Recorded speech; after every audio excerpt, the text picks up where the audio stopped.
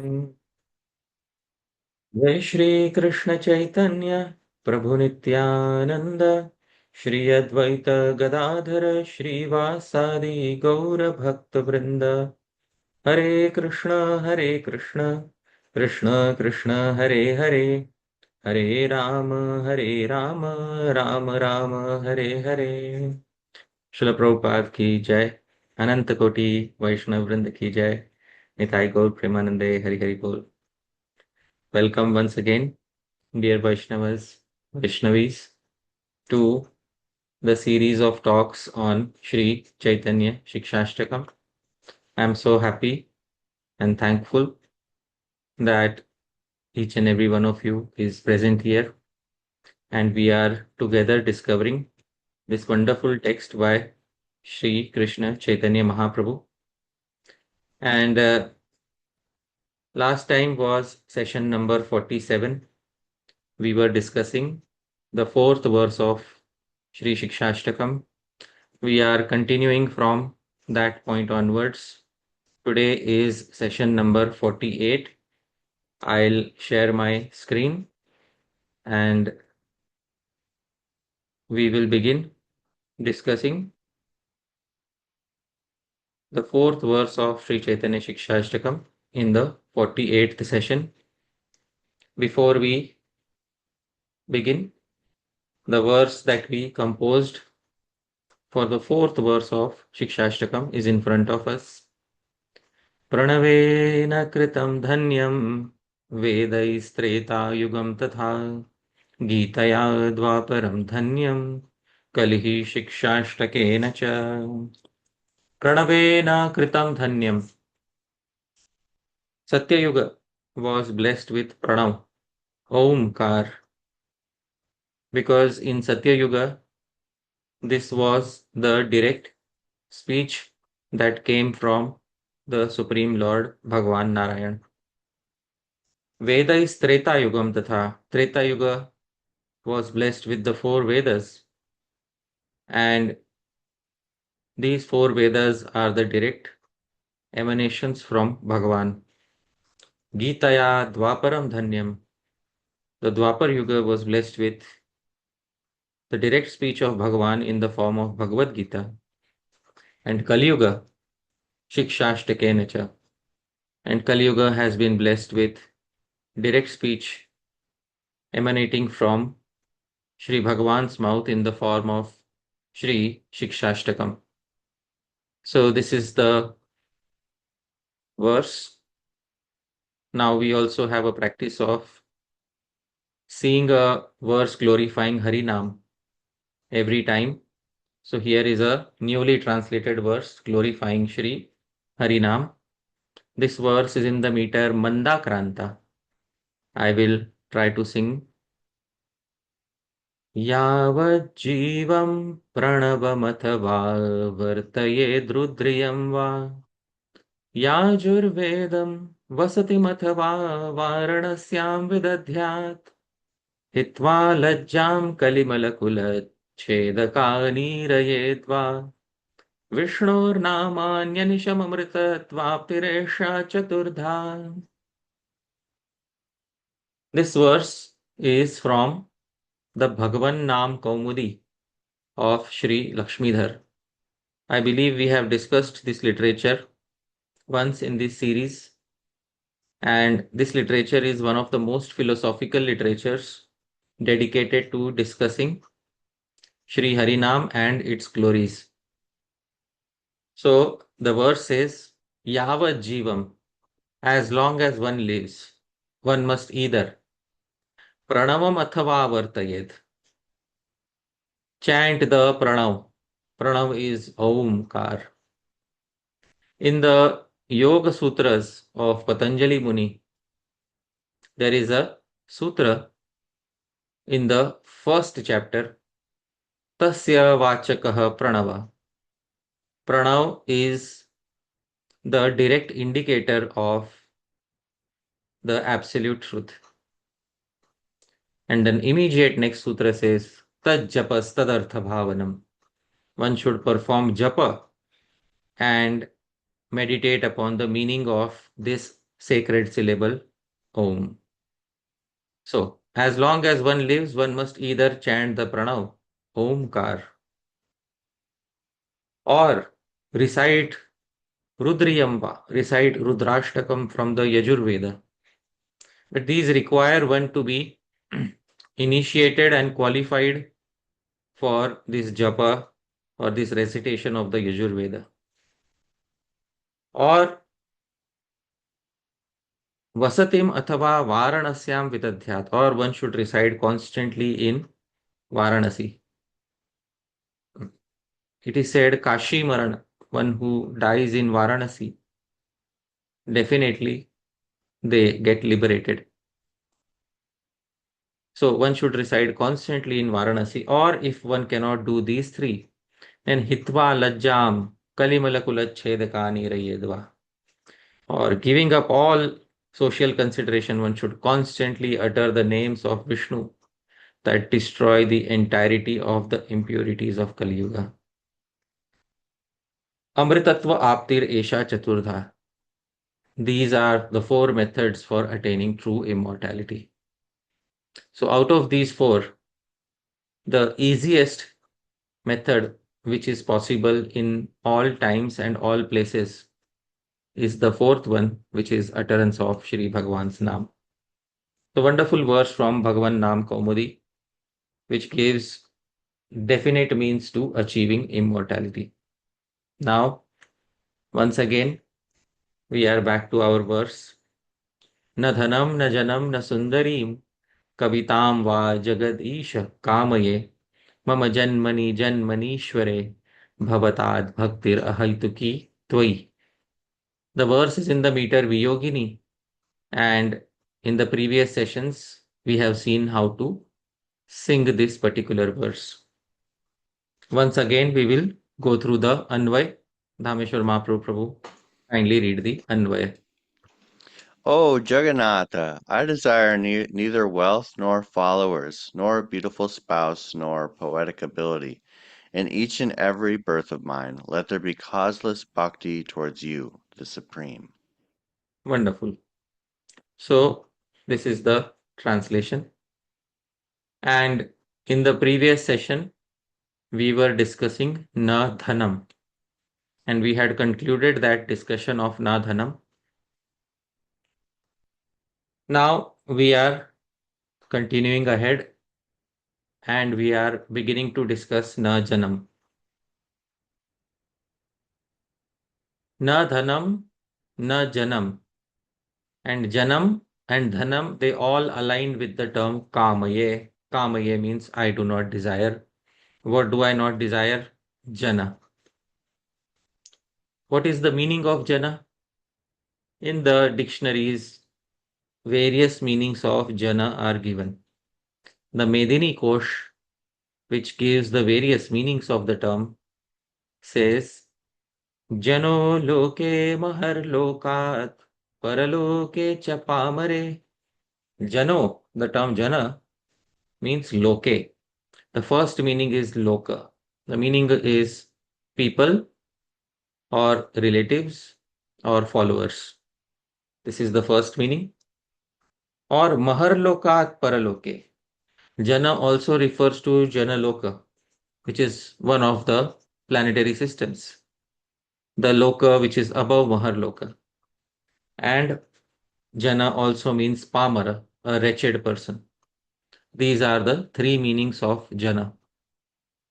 Now, among these three meanings, Dhāmeśvara Mahāprabhu, does Mahaprabhu indicate the first meaning, the second meaning, or the third meaning? The first. The first meaning. So, Mahaprabhu's intention is not pertaining to Jana Loka, neither is Mahaprabhu's intention pertaining to the meaning Pamara or a wretch. The main intention of Mahaprabhu is to say, I do not desire Loka. That is, I do not desire followers or relatives, or I do not desire to accumulate too many people around me. So, this is the primary meaning that we get by seeing the various meanings of jana. Hence, jana primarily means I do not desire followers, and also secondary meaning is I do not desire relatives. We have seen both these meanings in the commentaries that we discussed from the previous commentators. Now, in the previous session, I had explained that the Upanishads specify that almost all living entities have three eshanas. Eshana is kama, desire. And these three eshanas, these three desires, which are present in most conditioned entities. The first is vitta eshana, desire for wealth. The second is putra eshana, desire for wife, and through that, the desire for progeny. And the third is loka eshana, desire for loka. Loka means desire for winning over this loka, this world, and desire for attaining paraloka, desire for attaining higher worlds. So, amongst vittaishana, putraishana, and lokaishana, when Mahaprabhu says na dhanam, Mahaprabhu is saying no to vittaishana, desire for wealth. But when Mahaprabhu says na janam, Mahaprabhu is saying no to lokaishana, desire for elevation in this world. And when Mahaprabhu will say na sundarīṁ, I do not want a beautiful spouse. So he's referring to putra eshana. So all these three are constituting the eshanas, the desires of the living entities in the world. So Mahaprabhu is saying no to loka eshana.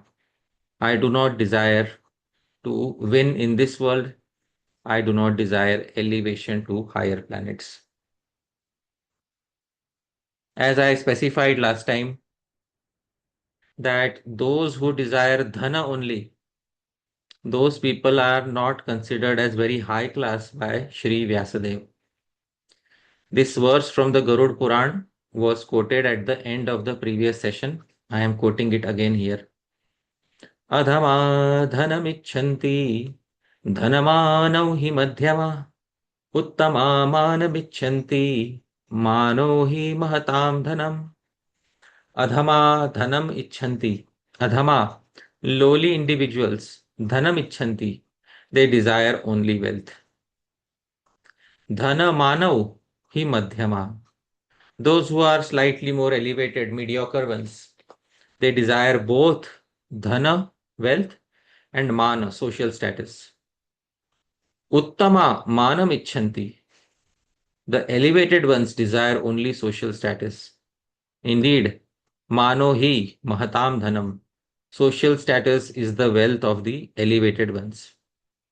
We saw this verse last time, and the reason why this verse was quoted from the Garud Puran is to show that many individuals will easily give up wealth, the desire for wealth.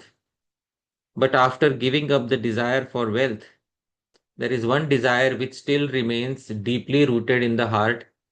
This is the desire for janam, that is the desire for attaining followers and popularity in this world. Followers and popularity are closely connected to each other and form a cycle. The more number of followers one has, the more number of disciples one has, the greater is the popularity and worship given to such a person. And the greater popularity and worship a person receives, the more number of people that can become potentially attracted to him. So it forms a cycle. More followers leads to more recognition. More recognition attracts newer followers. So this cycle should be understood by everybody, because Both things nourish each other in this particular cycle. Now,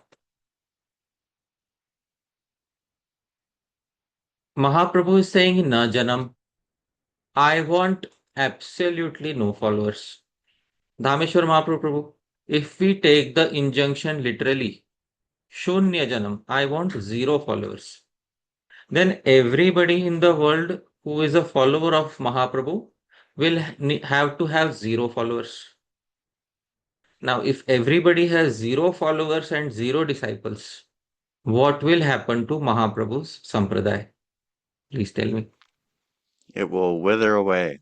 It will wither away. Just as Shri Krishna said to Arjun in the Bhagavad Gita, previously I had spoken this knowledge to Surya Dev Vivaswan, but sakale neha mahata yogo nashtah parantapa.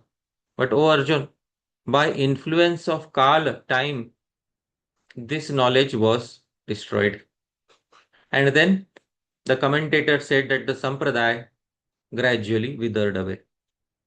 Why did the sampradaya wither away? Because teachers did not teach this knowledge to qualified disciples. Do we want this to happen to our sampradaya of Shri Chaitanya Mahaprabhu? Please tell me, Prabhu. No, Prabhuji. No. So when Mahaprabhu says na dhanam, we say na mad adhikarato adhikam dhanam. I don't want wealth beyond my adhikar. Similarly, when Mahaprabhu says na janam, we also have to understand what is the meaning of janam. Because if we take it literally to say shunya janam, absolutely 0 followers, then there will be many difficulties that arise in the sampradaya of Shri Chaitanya Mahaprabhu. Therefore, let us arrive at a balanced and holistic understanding which is applicable to all individuals who are on the path of Shri Chaitanya Mahaprabhu. Shri Rupa Goswami has specified in the Bhakti Rasamrit Sindhu that amongst the 64 limbs of bhakti, limb number 12 is related to disciples and followers. By performing this limb, one automatically performs bhakti. And this is a negative limb because limb number 11 to limb number 20 in the 64 limbs are negative limbs. By not doing something, we advance on the path of bhakti. These are negative limbs. Rest of the limbs are positive limbs. We have to do something in order to advance. But limb number 11 to limb number 20 are negative limbs. We have to avoid some things in order to advance on the path of bhakti. So this is limb number 12. Now 12 is between 11 and 20. Therefore, this is a negative limb. Now Shri Rupa Goswami says, Shishya Adi Anubandhitvam. What is the meaning? To not gather. Anubandhitvam is to gather and keep them near you. Anubandhitvam, to not gather and keep near you. Shishya Adi, disciples, etc. etc. refers to followers. And Sri Rupa Goswami quotes a verse from the Srimad Bhagavatam, 7th canto, 13th chapter, verse number 8. Na shishyan anubadhnita.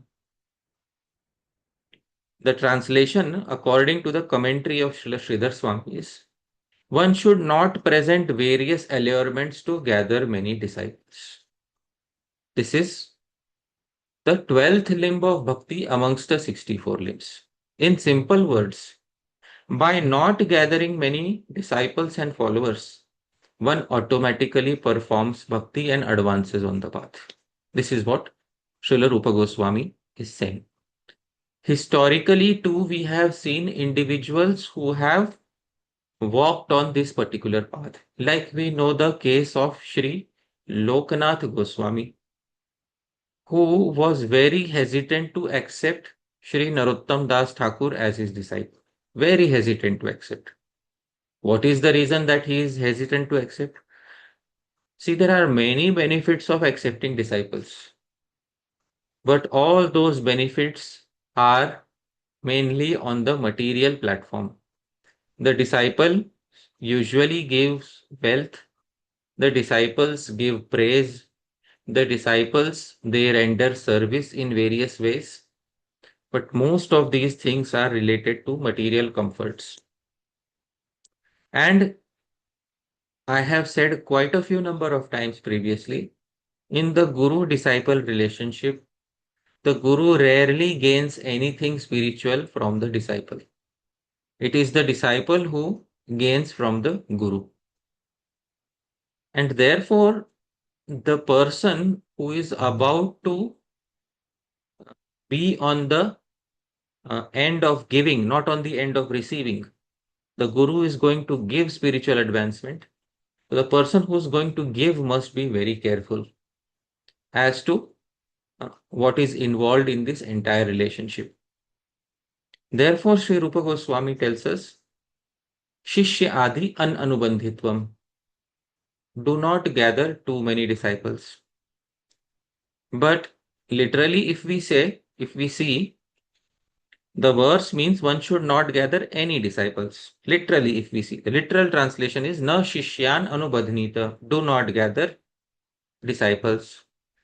Of course, we have translated according to the commentaries. Therefore, we say not gather many disciples. Now, Srila Jiva Goswami, in his commentary to this, he explains. And this is his commentary on the verse. He says, Shishyan naiva anubadhniyat. Iti adiko yadyapi sannyasi dharmas. So, he is saying something that Shishyan naiva anubadhniyat. Although the injunction to not gather many disciples is mainly meant primarily for the sannyasi.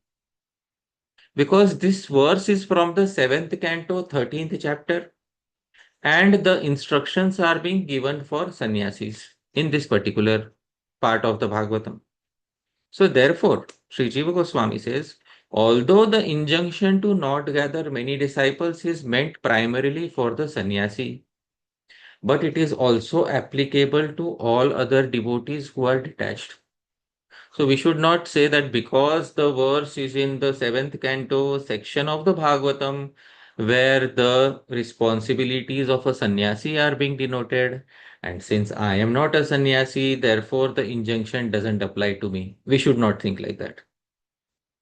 The injunction applies to all bona fide gurus. That is what Sri Jiva Goswami is saying here. So to all the gurus, even the householder gurus are not spared from this particular injunction. So this is what Sri Jiva Goswami is saying. It applies equally to all the gurus who are on the path of detachment from the material world. Then he says this restriction is only in relation to unqualified disciples. Let's go to the original Sanskrit and I will show you. We can see here एतच् च अनधिकारी शिष्य आदि अपेक्षया. Unadhikari. Adhikari means eligible. Unadhikari means unqualified or ineligible. So this injunction is only in relation to unqualified disciples. So what it means is when the verse says don't accept disciples, we have to add a term. Don't accept unqualified disciples. Why? Because since it is heard that great personalities such as Shri, Narad, etc. had many disciples. Dhāmeśvara Mahāprabhu, did Narad Muni have few disciples or does he have many disciples? Many. Many disciples. So at one point of time, he initiated thousands and thousands of sons of Prachinvari. Now somebody will say Shri Narad Muni did not follow the injunctions of this particular restriction. He did not follow. But all the disciples that Shri Narad Muni has accepted, Prabhu, please tell me, is any one of them an unqualified disciple? No. No. So the disciples that Narad Muni accepts, they are qualified disciples, and the Guru, Shri Narad Muni, ensures that they reach their destination. They achieve their perfection. Now, there is no problem in accepting as many disciples as possible if these disciples are qualified ones and the Guru can instruct them properly. But the injunction is to not accept unqualified disciples. This is what Sri Jiva Goswami is telling us. Further, Sri Jiva Goswami says, also, if enough followers are not present, then either the sampradaya may become lost. In the Sanskrit, it is sampradaya nasha prasanga. Sampradaya nash. The sampradaya will become lost, as I had specified previously. If we interpret literally na janam as shunya, zero, then sampradaya will be lost. Or its teachings may become covered up because genuine followers are not there. Then somebody else will start interpreting the teachings of the sampradaya in their own manner. So the actual teachings may become covered up, shrouded. Therefore, the implication is that one should not gather unqualified disciples and followers just for the sake of increasing numerical strength of one's sampradaya. This is the actual meaning of the verse. So when Mahaprabhu says na janam, this is the meaning. The meaning is that one should not gather unqualified janam, unqualified disciples and followers just for the sake of numerical strength and showing that we are greater than everybody else. So it's called a show of power. Dhāmeśvara Mahāprabhu, what is the meaning of a show of power? When you want everyone to see how your institution or state is expanding and able to be bigger than others. Yeah, so this is called a show of power. So in order to make a show of power, one should not gather unqualified disciples and followers. This is the meaning. Because what happens is those who are unqualified, they do not render any positive seva for the sampradaya. On the other hand, they create disturbances for the sampradaya. Many of them don't understand the teachings of the sampradaya. And they are misinterpreting the teachings and they are telling others these misinterpreted teachings. And in this way, the name of the sampradaya is tarnished because of unqualified followers. So this is the reason why one should not accept unqualified followers. Of course, the guru also has to be qualified. It's not that the guru is unqualified and the disciple is qualified. On this path, both of them have to be qualified. Therefore, the guru should be bona fide, shrotriyam, brahmanishtam. The guru should be shrotriyam, having proper Vedic knowledge, brahmanishtam, and having firm faith in the absolute. And the disciple should also be qualified, ready to receive.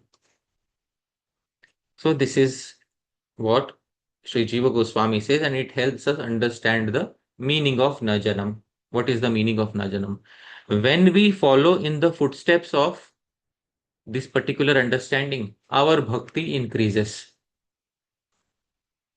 This is the 12th limb of bhakti. And Dhāmeśvara Mahāprabhu, imagine if we start accepting unqualified followers. With each unqualified follower, what do you think is going to happen to the bhakti of the Guru? Please tell me. It's going to be dissipated. Yeah, it will definitely take a negative hit because the unqualified follower is a burden upon the Guru. So he's not going to contribute anything. On the other hand, the unqualified follower will sap away the energy of the Guru and the time of the Guru. So this is what has to be understood. There is another Sanskrit commentator on the Bhakti Rasamrita Sindhu. His name is Shri Mukunda Goswami. Shri Mukunda Goswami also has written a commentary on this verse, a wonderful commentary.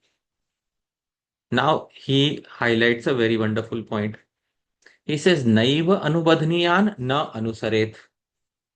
Naiva anubadhniya. The injunction of not gathering many disciples means that na anusaret. One should not run behind them in order to make them one's followers. See, previously, traditionally, the disciple approaches the Guru. But modern age is such that sometimes you will see the Guru approaching the disciple. Why don't you become my disciple? So, this should not be the case. One should not run behind disciples in order to make them one's followers. Why? Tad anusarane labh pratishtha adina sadhakasya sadhana shaithilya prapte. Because when one runs behind followers, in doing so, the practitioner will lose his strength of sadhan bhakti due to attainment of labh, material profit, pratishtha, fame, etc. As I said, number of disciples, number of followers is connected to fame.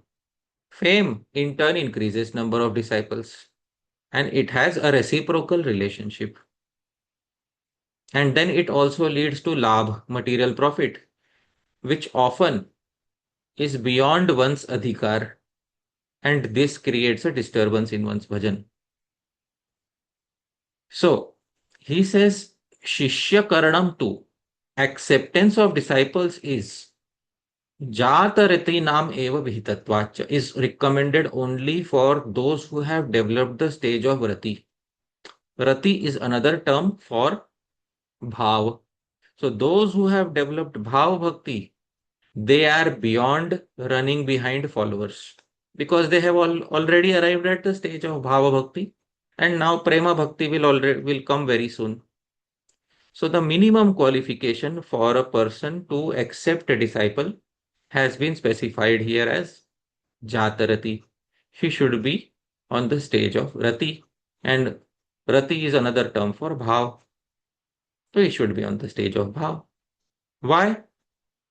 The reason for putting this qualification for the Guru is because by the time one arrives at the stage of Bhav, they have already crossed over Anartha Nivritti. So in their hearts, the desires for Pratishtha, Labh, etc. are not present.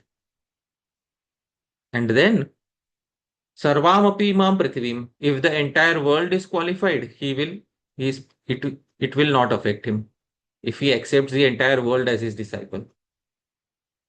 Because he will not be disturbed by Labh, Pratishtha, etc. So this is the commentary of Shri Mukunda Goswami. Wonderful commentary by Shri Mukunda Goswami is explaining so many wonderful angles. Now, we will, because this verse is also from the Bhagavatam. Originally, the verse which we are discussing is from the 7th canto of the Bhagavatam. So many commentators have commented upon that verse. We will see the realization of the commentators.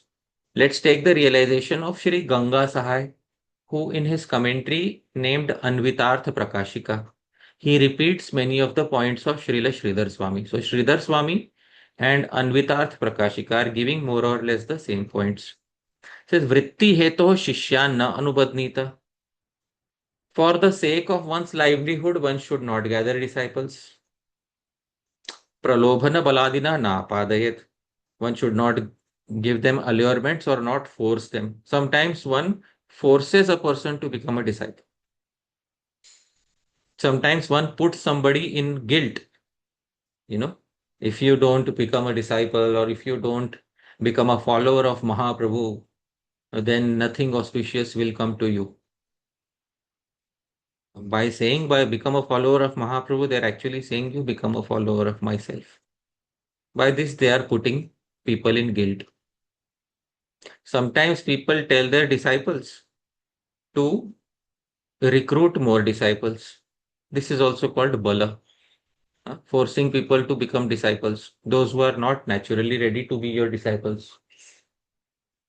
So, in this way, in both these cases, one should know that one should, the guru is forcing the disciple to accept him as a guru. So in both these ways, you know, one should not try to gather disciples. This is what is being specified in the Anvitarth Prakashika. Next is the commentary, Bhagavat Chandra Chandrika. This commentary is by Shri Vijay, by Shri Veer Raghavacharya. In this commentary, Shri Veer Raghavacharya says, Shishyan na anubadnita vitta lobha bhavaditi bhava. One should not gather disciples since one is supposed to be free from the greed of wealth. The guru is supposed to be free from this particular greed. Therefore, don't try to gather too many disciples. Next is the commentary by Shri Madhvacharya.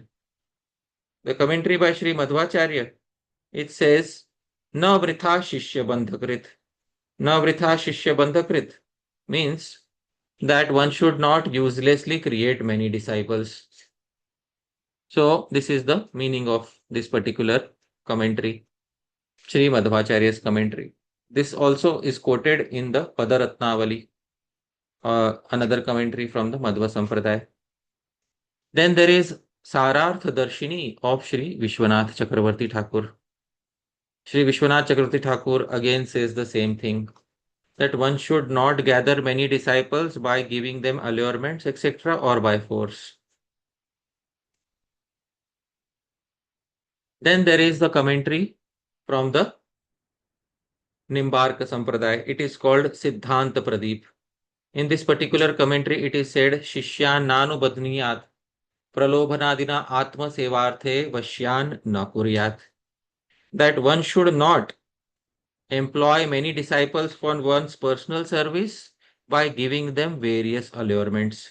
So here this commentary mentions about personal service.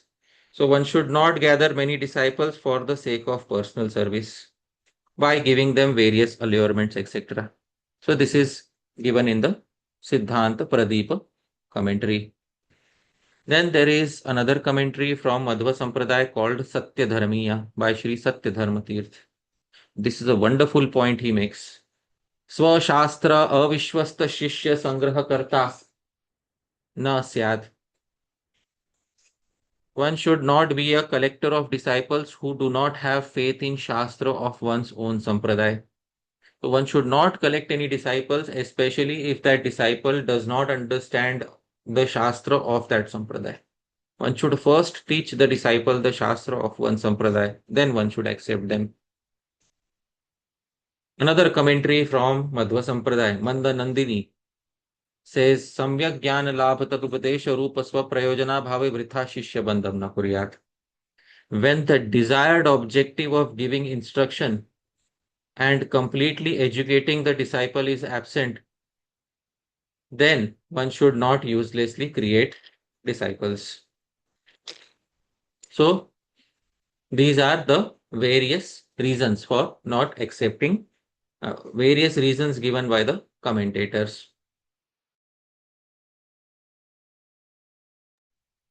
So this is what is given by the commentators. We have seen the various commentaries on the same verse. So Dhāmeśvara Mahāprabhu, most of the commentators on this verse of the Srimad Bhagavatam they are speaking the same point, that one should not accept too many disciples, especially unqualified disciples, especially for the sake of wealth, especially for just for the sake of personal service, etc. It is not recommended to accept. But qualified disciples, those who are ready to understand the teachings of the Sampradaya, those who are willing to receive instruction in the teachings of the Sampradaya, those who will be useful contributors to the Parampara, such disciples are most welcome, and the qualified Guru should accept such disciples. Sri Sanatana Goswami says that, this desire for disciples and the pratishtha connected to disciples is very difficult to give up. In the final chapter of the Hari Bhakti Vilas, in the 20th chapter of Hari Bhakti Vilas, Sri Sanatana Goswami says सर्वत्यागेऽप्यहेयायाः सर्वानर्थभुवश्च ते कुर्युः प्रतिष्ठाविष्ठाया यत्नमस्पर्शने वरम् सर्वत्यागेऽपि अहेयाया. Pratishtha is difficult to give up even after giving up everything. Sarva anartha bhuvaschayate. It is the breeding ground of all anarthas. Because wealth or sundari or a beautiful spouse, all of these can come from followers. So all anarthas can come from this. Kuryuhu pratishtha vishtayah yatnam asparshani. The saintly soul should put great efforts in avoiding this vishtha, this tool of pratishtha. A very negative term has been given here. Avoid this stool of pratishtha. In other places, it will be compared to the stool of a hog, and these are very negative descriptions. Now, when we see negative descriptions, we have to understand one thing. Does Shastra take pleasure in criticizing something like this? And last time, in the last session, there was a question being asked by Kriparam Prabhu, where I wanted to show this, why Shastra criticizes something. And I could not show it that time, so I am showing it today. So what is the purpose of criticism? And this purpose is given in Mimamsa Shastra. In Mimamsa Shastra, Shabar Swami, the de facto commentator on Jaimini Muni's Mimamsa Sutra says, Nahi ninda nindyam ninditum prayujyate. Kim tarhi ninditat itarat prashamsitum. Nahi ninda Nindyam ninditum. Criticism is not employed in Shastra in order to criticize or blame something that is blameworthy. But ninditad itarat, the purpose is to praise the opposite. Please try to understand. The purpose is to praise the opposite. So Shastra doesn't take vicarious pleasure in criticizing something. When Shastra is heavily criticizing something, the only reason for doing so is because the opposite is to be praised. That is the reason. This is Shabar Swami's commentary on Jaimini Muni's Mimamsa Sutras. We come back to our presentation. Now, Sri Sanatan Goswami says, Kuryo Pratishtha Vishtaya Yatnam Asparshane. Avoid even touching this stool of Pratishtha. Very harsh terms. Why? The opposite is to be glorified. What is the opposite? Living a life which is free of unqualified people and unrequired Pratishtha. This is what is the purpose of this particular verse. To glorify such a life.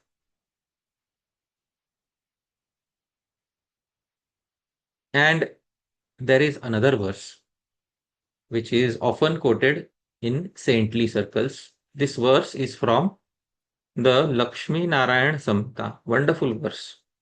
Pratishtham shaukarim vishtham gauravam rauravam tatha abhimanam surapanam tyaktva trini sukhi bhavet. Pratishtham shaukarim vishtham.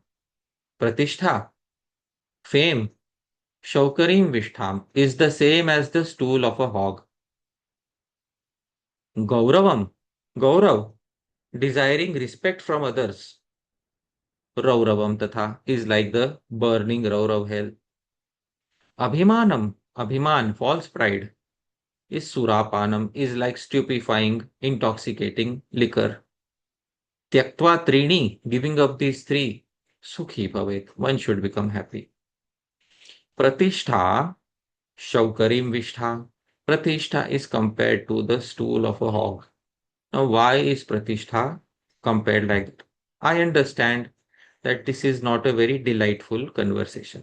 I understand, dear Vaishnavas, this is not a very delightful conversation, but I am trying to explore a little bit more into this so we can come to the root of the understanding.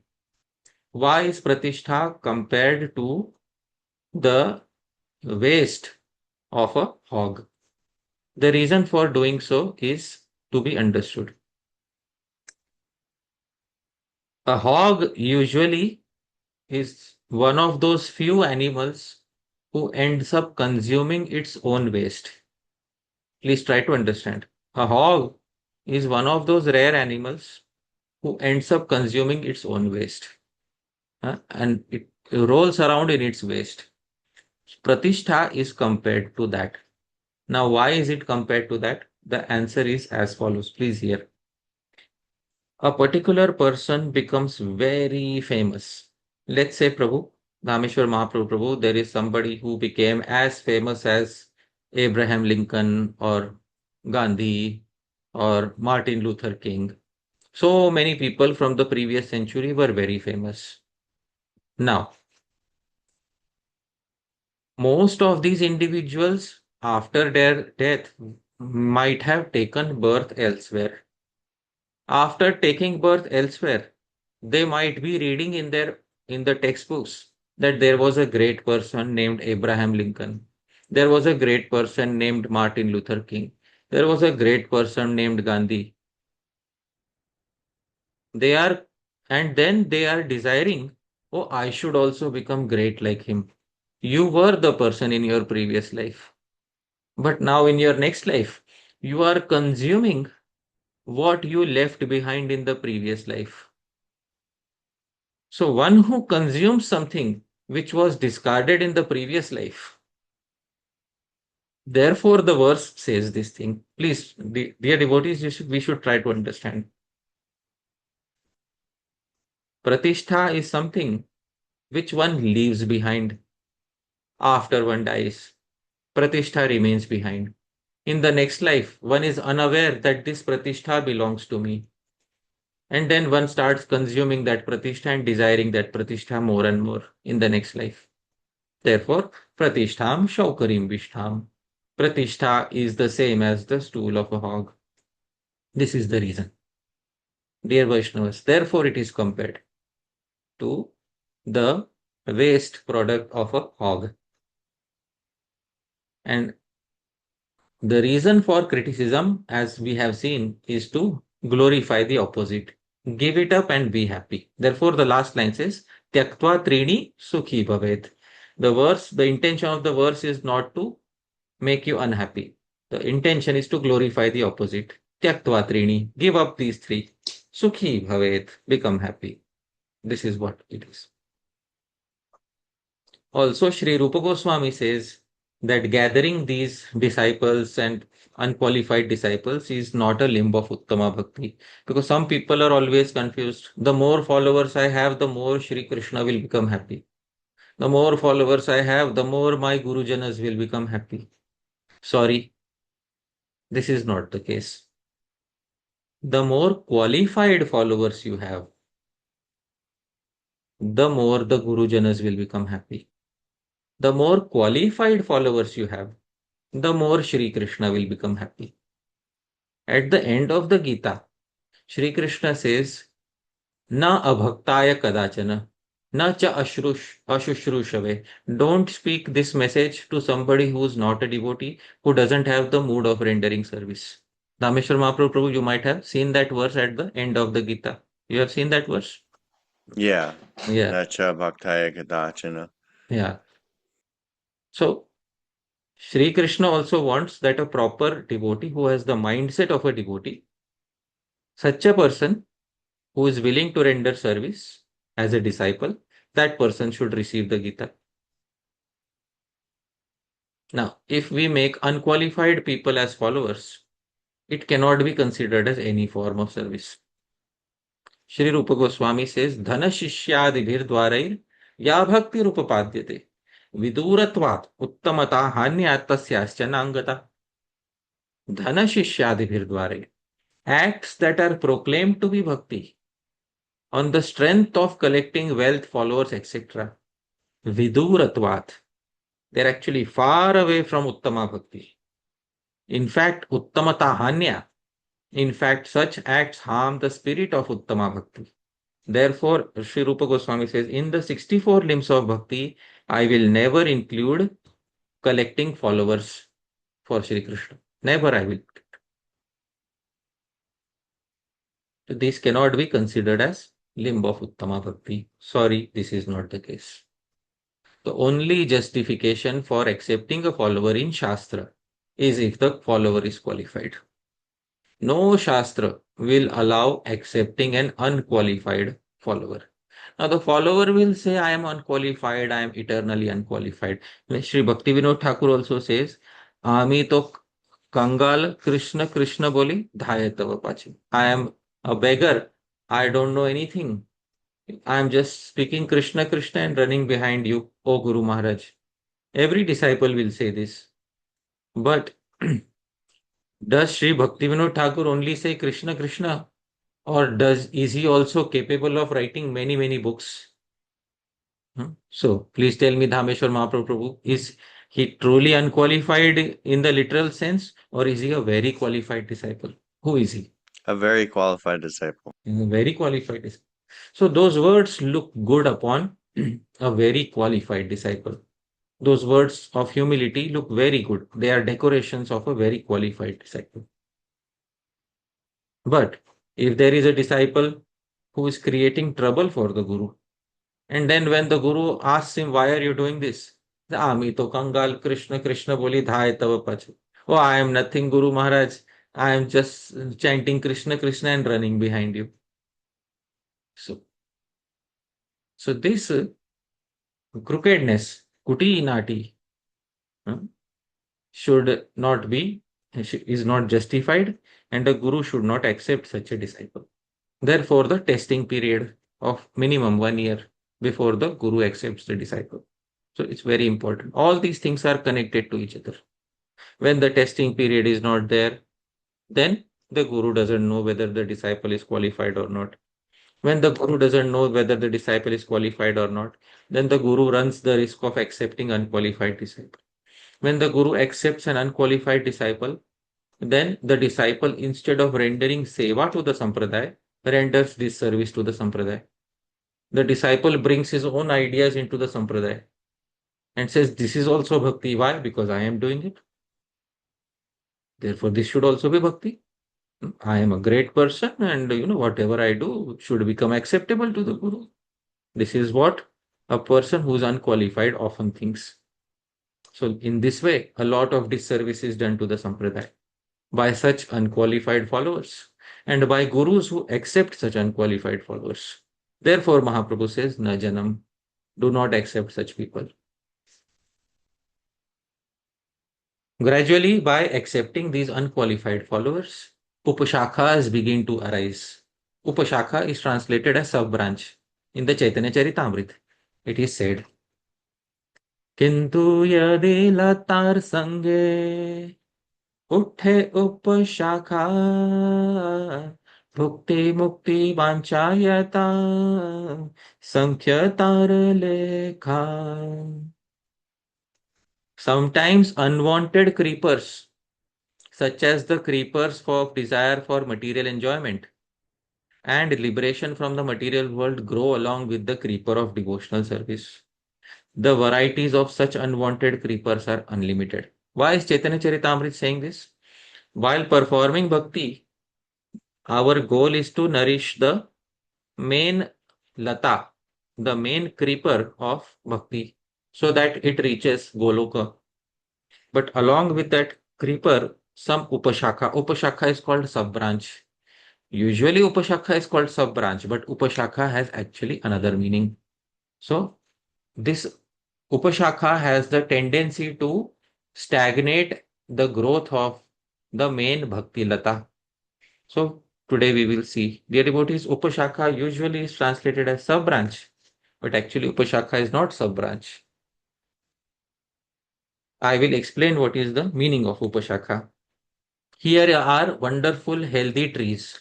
Dhāmeśvara Mahāprabhu, trees grow as high as possible because they desire something. What do the trees desire? Please tell me. Sunlight. Sunlight. The greater sunlight a tree gets, the greater the tree has nourishment. Similarly, in our analogy, the bhakti creeper is growing higher and higher. Krishna Surya Sama. Krishna is like the sun. The creeper wants to get as close as possible to Shri Krishna. But suddenly there is upashakha. Upashakha is not sub-branch. Upashakha is a vine which grows around it. That is called upashakha. Why is this distinction important? Because many devotees feel upashakha is sub-branch. A sub-branch grows from that very tree. But these do not grow from bhakti. These grow from anya bhilash. They are other desires. These are not part of uttama bhakti. So just as vines, they are not part of the original tree. Similarly, upashakhas are actually vines which grow around the main tree. And now in the next image, we will see what is going to happen. Dear devotees, just see Dhameshwar Mahaprabhu. The tree has been overtaken by vines. Now, these vines are competing with the tree now. They are competing for which resource? Please tell me. The sunlight. Sunlight. So, just as when vines take over the tree, they compete with the main tree for sunlight. Similarly, this Upashakha actually means a vine, huh? A malicious vine which takes over the creeper of bhakti. It competes with the creeper of bhakti, Bhakti Lata. And so the Bhakti Lata stops receiving nourishment. And these vines of disciples, fame, followers, they start receiving nourishment. And as a result, what happens to the original tree? What happens is that the original tree completely dries out. You can see the end result here. And you will note one thing. When the original tree dies out, the vine also dries out. Please try to see this. Hmm? Why? Because when bhakti is lost, all the other followers, fame, etc. is also gradually lost. It's a very wonderful analogy given in Chaitanya Charitamrita. So, Upashakha refers to vines which don't arise from the tree, but which grow near the tree, which surround the tree, and which compete with the tree for sunlight. So this is what is called Upashakha. Now, what are the Upashakhas? Sri Krishnadas Kaviraj Goswami says. Now, in the left, you can see a tree on which an Upashakha has started growing. Right now, the tree is healthy, but the Upashakha has started growing. Right now is the time for pruning. Dhameshwar Mahaprabhu, what is the meaning of pruning? Can you tell me? Cutting and removing excess. Yeah, so cutting and removing excess is called pruning. So right now is the time for pruning. And what are these upashakhas? So Sri Krishnadas Kaviraj Goswami says, Nishiddhachar kote nate jiva himsana labha puja pratishtha yata upashakha gana. So Prabhu, can you kindly read the translation? Some unnecessary creepers growing with the bhakti creeper are creepers of 1. Behavior unacceptable for those trying to attain perfection. 2. Diplomatic behavior. 3. Animal killing. 4. Mundane profiteering. 5. Mundane adoration and mundane importance. All these are unwanted creepers. So, as a practitioner keeps on practicing bhakti, suddenly these desires seem okay to them. It's okay. What is the harm if I engage in a little unacceptable behavior? I'm doing so much on the path of bhakti. What's wrong with a little unacceptable behavior? What's wrong with a little diplomatic behavior? Now, Jiva Hinsan, I have translated here literally as animal killing. Jiva Hinsan also means giving trouble to other entities. What's wrong with giving trouble to other living entities? No. What's wrong with a little labh, little material profit if I am getting? What's wrong with it? See, right now, may be nothing wrong because right now they have just started growing. But if they are not pruned in time, then there is something wrong. So this is what we have to understand. So, pratishtha, mundane importance. What's wrong if people are giving me importance? So, this is called upashaka. All these are unwanted upashakas. In the beginning, they may not cause so much harm. Gradually, they will overtake your entire devotional practice. And then people start saying, this acceptance of so much wealth that I am doing, acceptance of so much facilities that I am doing, this is my bhakti. When in fact, bhakti was Shravanam, Kirtanam, Vishnu, Smaranam, Padasevanam, Archanam, Vandanam, Dasyam, Sakhyamatma Nivedanam. This was bhakti. The people start considering the Upashakhas as bhakti. Then the Upashakhas receive nourishment, and the main bhakti lata is malnourished. Finally, everything falls down, and then many people become extremely disappointed because, oh, we were thinking that you were executing bhakti so nicely, so we were following you.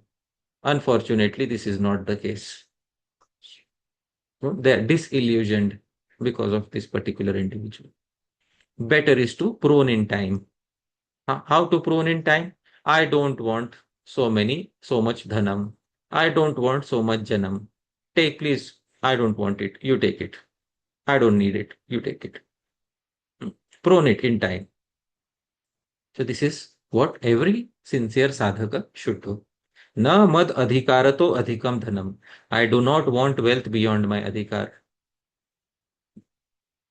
Every sincere sadhaka should understand this thing. Why? Because everything excess that we accept is actually consuming us. There is a wonderful verse by Bhartrihari. Bhogana bhukta vayameva bhukta. We don't consume enjoyment. Enjoyment consumes us. We don't consume the service by the disciples. The service by the disciple consumes us. So there is there was one person in Vrindavan. I will not name him, but initially he had no disciples. After some time, he had many thousands and thousands of disciples. So there is nothing wrong in having thousands of disciples if they are qualified people. No problem in having qualified disciples.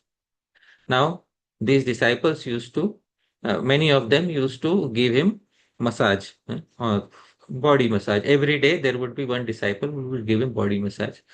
Now, one fine day, there was no disciple present to do that seva. To become very agitated. Very agitated.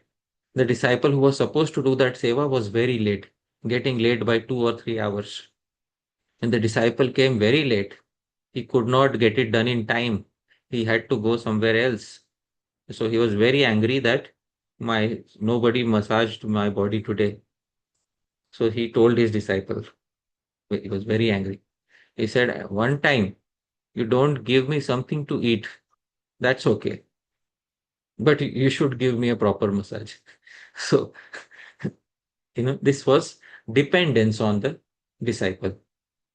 I hope all of you are able to understand. Dependence on the disciple. Now, when such dependence is created, now please tell me, Dhāmeśvara Mahāprabhu, did he consume the seva or did the seva end up consuming him? Please tell me. It consumes him and he becomes the slave. Yeah.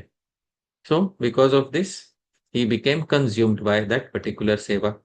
So, this is very important to understand that when a person accepts something beyond their adhikar, then upashaka start taking over their lives. And then gradually, Shastra also says that the Guru receives negative reactions of the unqualified disciples. There is a verse in the Hari Bhakti Vilas. Sadguru swashritam shishyam varsham parikshayet ragyi chamatya dosha patni papam svabhartari tatha shishyarjitam papam guru prapnoti nishchitam. Sadguru, the bona fide Guru, swashritam shishyam varsham parikshayet, should test the sheltered disciple for at least a year. Why? Because what if he doesn't do that?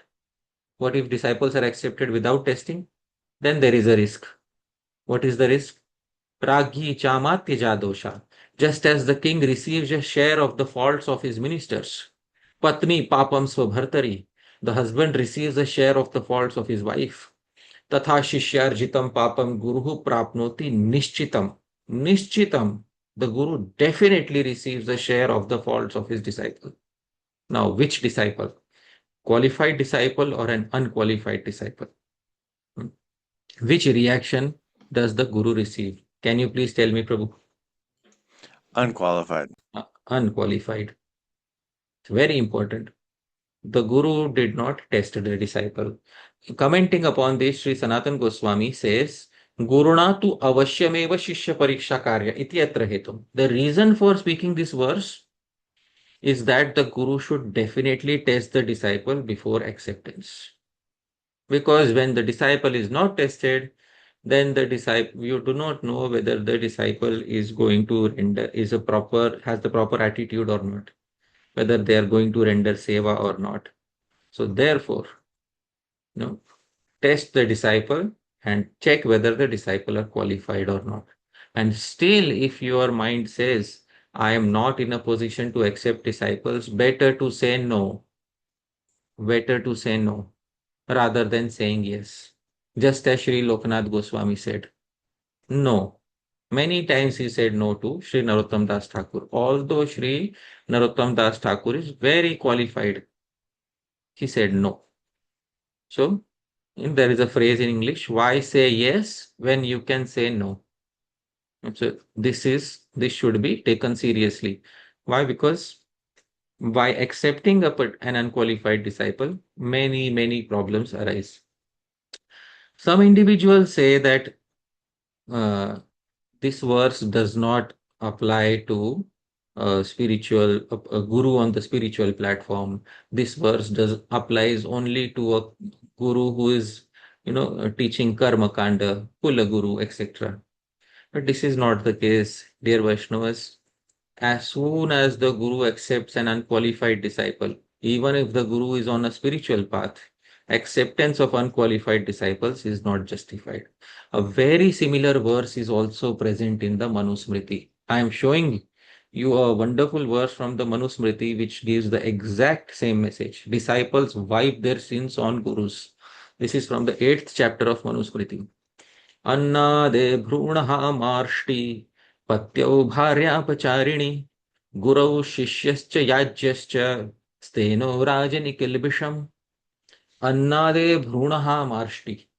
The killer of a brahmana wipes his sins on the person who eats his grains. Patyau bharya apacharini. The faithless wicked wife wipes her sins on the husband. Gurau shishyascha. The disciple wipes his sins on the guru. Yajyascha. The host of the yajna wipes his sins on the performer of the yajna. Steno rajani kilvisham. And the thief wipes his sins on the king. So, Dhāmeśvara Mahāprabhu, is it possible that,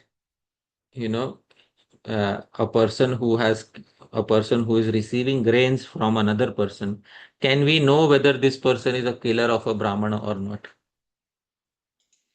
No. No. Can a husband easily know whether his wife is unfaithful or not? Is it easy to know these things? No. No. So how can sin start applying in such cases where we are not even aware? So in the commentary to this, it is specified that when you are aware, and at that time also you do not say anything to the other person, then the reaction definitely starts coming. Commentary upon this, Medhatithi, the most prominent commentator, says, Gurau kshamamane sati tat papam prakshipati. When the guru doesn't correct the disciple and forgives him, then the wayward disciple wipes his sins upon the guru. This is the meaning of the verse. When the husband comes to know that my wife is unfaithful and he doesn't stop her, or he doesn't say that I fully disagree with this, whatever you are doing is your own, is your own desire. I have nothing to do. I don't want to have anything to do with this. If he encourages her, then the sins of the wife will start applying to the husband. If the guru doesn't stop the wayward disciple, then the wayward disciple sins will start applying to the guru. Similarly, if you know that a certain person is the killer of a Brahmana, yet you go and accept grains from such a person, then obviously their sins will come to you. In this way, this is when the negative reaction starts applying. So when gurus who know their disciples are performing negative activities, and then the gurus do nothing to even ask them to stop, at that time the negative reactions of the disciples start applying to the guru. Many times the disciples commit negative activities, but the guru is not even aware that they are committing negative activities. At this point of time, the negative reaction doesn't come to the guru because the guru is innocent. He does not know that the disciple is committing a negative activity. But when the guru comes to know that my disciple has committed a negative activity, and the guru doesn't stop the disciple or doesn't instruct the disciple to stop doing it. The guru just has to give an instruction. You are not supposed to do this. By giving that instruction, the guru prevents the negative reaction from coming upon him. Please try to understand, dear devotees. And to avoid this entire mess, the Shastra says, do not accept unqualified disciples. Do not accept unqualified disciples. Because later you don't want to be in the position where you're constantly telling the disciple that you should not do this, you should not do that. Therefore, it is best to accept disciples who are qualified. And the guru is also qualified, then they can accept any number of qualified disciples. So, Srila Prabhupada also says something. Prabhu, kindly read what Srila Prabhupada says. Almost all the conditioned souls within the material world are envious. Jealous people generally turn against one who automatically attains some reputation. This is natural for jealous people. Consequently, when a devotee is fit to receive worldly reputation, he is envied by many people. This is quite natural. When a person, out of humility, does not desire fame, people generally think him quite humble and consequently give him all kinds of fame. Actually, a Vaishnava does not hanker after fame or a great reputation. So, this is what Prabhupada says. The Vaishnava does not hanker after it. Why does the Vaishnava not hanker after it? Because the Vaishnava knows the reality of fame. The Vaishnava knows the reality of accepting too many disciples and followers. The Vaishnava knows the reality that if I accept so many, then there is a great possibility that many of them will be unqualified. If I accept unqualified disciples, then I will have to take the headache of instructing them every time they commit a negative activity. If I don't instruct them properly, then that reaction will come to me. So, why accept such a situation? So, this is what the Vaishnava knows. And therefore, logically, by realization, the Vaishnava is convinced I do not want any unqualified disciples. I do not want any unqualified disciples. And what happens is unqualified disciples, whether qualified or unqualified, more number of followers brings more prestige. More prestige automatically makes other people envious. Why do other people become envious? Because one person becomes famous by stepping on the heads of 1,000 people who are not famous. One person becomes a leader by stepping over the heads of thousands of people who are not leaders. How do we think the thousands of people are going to take it? Are they going to take it kindly or are they going to not take it kindly? Dhāmeśvara Mahāprabhu, please tell me. They will not take it kindly. They'll not take it kindly. Because for one person to be a leader, there have to be 1,000 people who are not leaders. For one person to be famous, there have to be 1,000 people who are not famous. Therefore, you see, often celebrities, sports people, movie stars are some of the most hated people in the world. People say they love them, but you ask them the reality, they will say, we are some of the most hated people in the world. People are just waiting to find a single fault in our lives in order to broadcast it everywhere. This is the reality of receiving fame. Why should any sane minded person want more of this? Why should any sane-minded person want more? And Shastra says, Shukari Vishtha. It might be stool of a hog. You might have been famous in previous life. That desire is coming to you again. Do you want to consume that same desire again? Intelligence is in not consuming that desire again. So this is from all angles. I'm trying to explain na janam. Why Mahaprabhu is saying na janam? Once again, na janam doesn't mean shunya janam, doesn't mean zero followers. I am summarizing. It doesn't mean zero followers. It means that we should accept only followers who are qualified. How do we know whether they are qualified? There should be a testing period. In testing period, the real nature of a person comes out. And we come to know whether they have the proper attitude to learn the teachings of the Sampradaya. Once they have the proper attitude and they are willing to learn the teachings of the Sampradaya, then we know that it is safe to accept them. They also should have some sadachar, some good behavior. Of course, they may have some small problems. They can come to the Guru and say, I have these issues. Guru Maharaj, I have these issues. Guru should say, try to avoid these things as much as possible. So Guru has also saved himself by giving that instruction.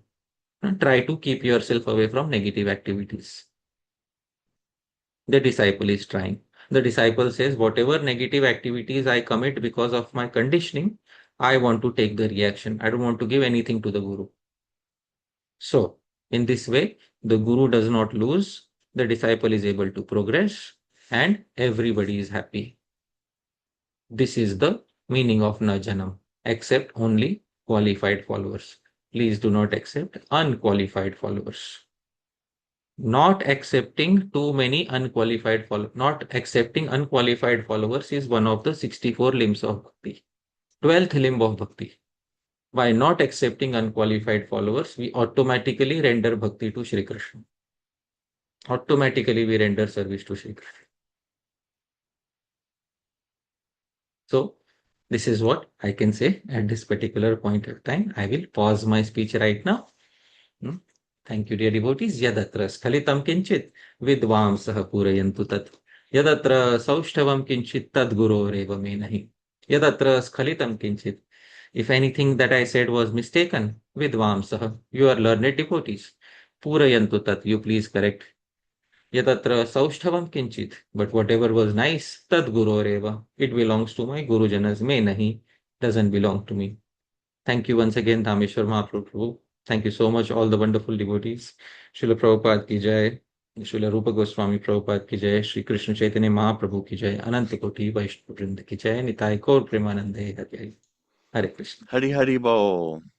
Thank you so much, Prabhuji, for a really wonderful and enlightening class.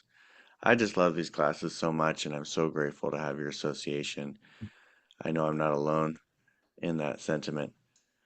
So thank you so much again for sharing this wisdom with us. There's just no way I could make such a wonderful presentation, even if I spent many weeks, but to speak of just 1 week. So we're going to go now to questions and answers. But first, if you're watching online and you would like to join our live sessions, we invite you to please send an email to the email address you see on the screen, siksastakam.hpd@gmail.com. Make sure to spell it exactly like that and include your WhatsApp number and country code. We'll add you to our WhatsApp group where the invitations are for our live Zoom calls. For our Q&As, we have same rules as always, but we like to repeat them just so that we have them fresh on the top of our minds. We're only taking questions related to today's class. Please keep your questions short so that there's room for others to ask questions too. Please try to keep your questions simple and easy to understand. We don't ask any questions to hold any particular person or institution accountable. So, for example, we wouldn't take a question that would be something like, well, I think this person has many unqualified disciples, so what do you think about that? We wouldn't take any question like that. And lastly, we welcome a casual and informal mood. Is there anything else you want to add, Prabhuji? Yeah, especially for this session, please don't highlight any individuals or institutions. The entire talk did not speak of any individual or institutions. We spoke on general principles. So please do not ask questions regarding specific people or specific institutions, because that was not the aim of the talk. The aim was to give general principles from Shastra and previous acharyas. So that is what I'd like to say. With that, our first question is from Rasikananda Prabhu. Hare Krishna, Prabhuji. We accept my pranams. Prabhuji, you Grace highlighted a very beautiful point that accepting unqualified disciple gives reaction, and in no case it's justified. Prabhuji, I heard somewhere that there are two types of dikshas, two types of gurus. One is mantra pradatak guru, and one is ashray pradatak. One who gives mantra and who gives ashray. So, Prabhuji, is it like justified in the sense that if someone initiates thousands of disciples and in return maybe gives that maybe under institutional pressure I'm giving, but doesn't matter. I'm not accepting them. I'm just giving mantra, but not taking their karmas. So is it like like shastric base? Previous acharyas and shastras say that the guru who gives mantra is guru. You are a complete guru if you have given the mantra. You can't take a shower without getting wet. That is what it is. So when you are giving mantra to somebody, and see, when you gave the mantra, did you not make them take the vows? Please tell me, yes or no? Yes. Yes, So sir. the disciple committed from his side. Yes. And so, do you think the guru will escape without committing himself in the relationship?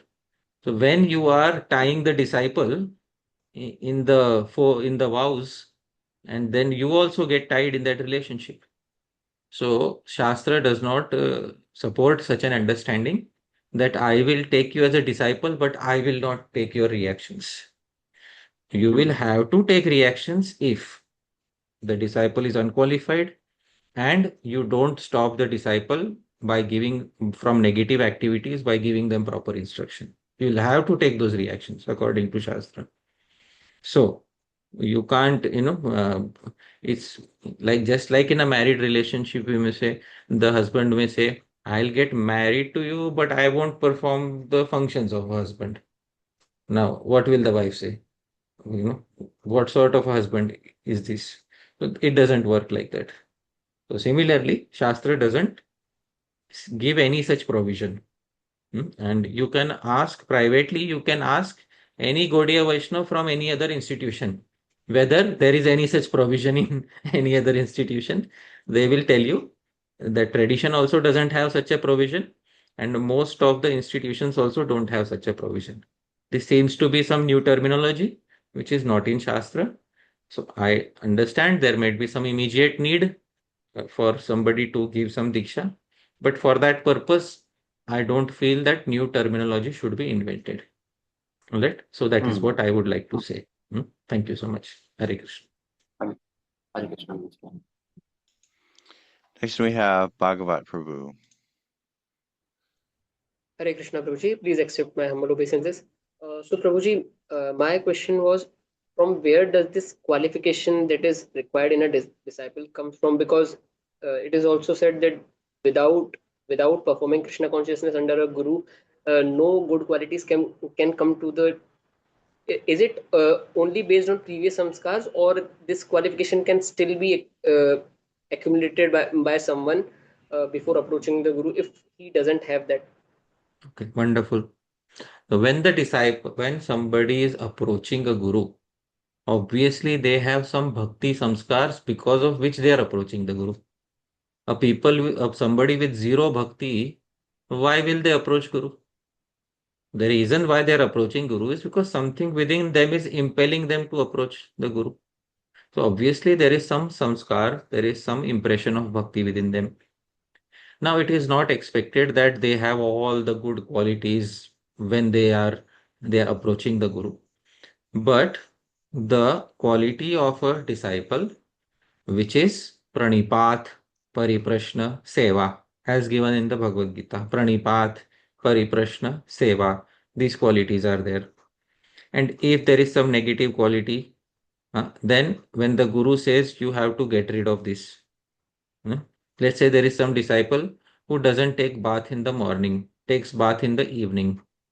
So the guru notices this thing and the guru tells the disciple, you are supposed to take bath not only in the evening, you can take bath in the evening, no problem, but especially you are supposed to take bath in the morning. So then the disciple listens to the guru and starts taking bath in the morning. By the time 1 year will pass, the disciple, by listening to the guru, has shown that I am willing to agree to all these things. So this is the qualification. I hope you are able to. This is the qualification of the disciple. And then if some other disciple is, why should I listen to him? He may be thinking like that. So, I will do according to my convenience. Just let me get diksha from him. So this person is not qualified. I hope you are able to understand. So just to clarify, Prabhuji, yes, please. okay, you wanted some small clarification? You can ask a small Yes. clarification. Yes. Just to clarify, Prabhuji, so the one year period that is described in the Shastra, in that period, if the disciple is not improving himself, then it means he is unqualified. And if the guru still gives him diksha after seeing that he is not trying to improve himself, then the guru will face the consequences. Of course, and the guru still accepts such an unqualified disciple. Now, what is the reason for accepting? There might be material reasons for accepting. Mostly, there are material reasons for accepting, and then you are taking the risk because later the disciple will commit more and more negative activities. Then the guru has to receive. I hope you are able to understand. It becomes a vicious cycle after that. Therefore, Sri Jiva Goswami at the very root of the problem said, don't accept an unqualified person. The guru can clearly tell the disciple, only after you have overcome these things, you come to me. Not before that. The guru can clearly tell the disciple, only after these things you come to me. And the disciple has no right to say, Guru Maharaj, what a big qualification you have kept for me. And sometimes disciples try to blackmail their own guru into accepting them on low qualifications. So that should not be the case. The guru can say, see, this is the standard I have set. If you are not comfortable with this, then I am sorry. Isn't it? I am not comfortable in this relationship. You can say like that. Okay. So that's all. Thank you so much. Yeah. Thank you very much. Next we have Sakala Subhaga Prabhu. Hare Krishna Prabhuji. Hare Krishna, all the Vaishnavas, Dandavat Pranam. Prabhu, with respect to the question that you, the verse that you mentioned that if a mistake is done by disciple, Guru will take the reaction, especially with the commentary that you mentioned by the Acharya. So that applies to in any relationship, right? Not only between a husband and a wife, but a guru and a disciple, but let's say if it's a friend dependent on another friend or a family member dependent on one person. So until they tell that there's something wrong, then they don't get this reaction. But the same thing applied in other relationships as well, is my question. Well, the verse from the Manusmriti restricts it to certain people. In general, it is said that the guru receives a share of the reactions of the disciple if the guru doesn't prevent the disciple from negative activities.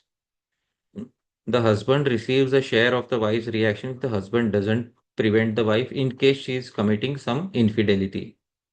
So in this case, all these are, if the husband allows infidelity, of course the husband will receive a negative reaction.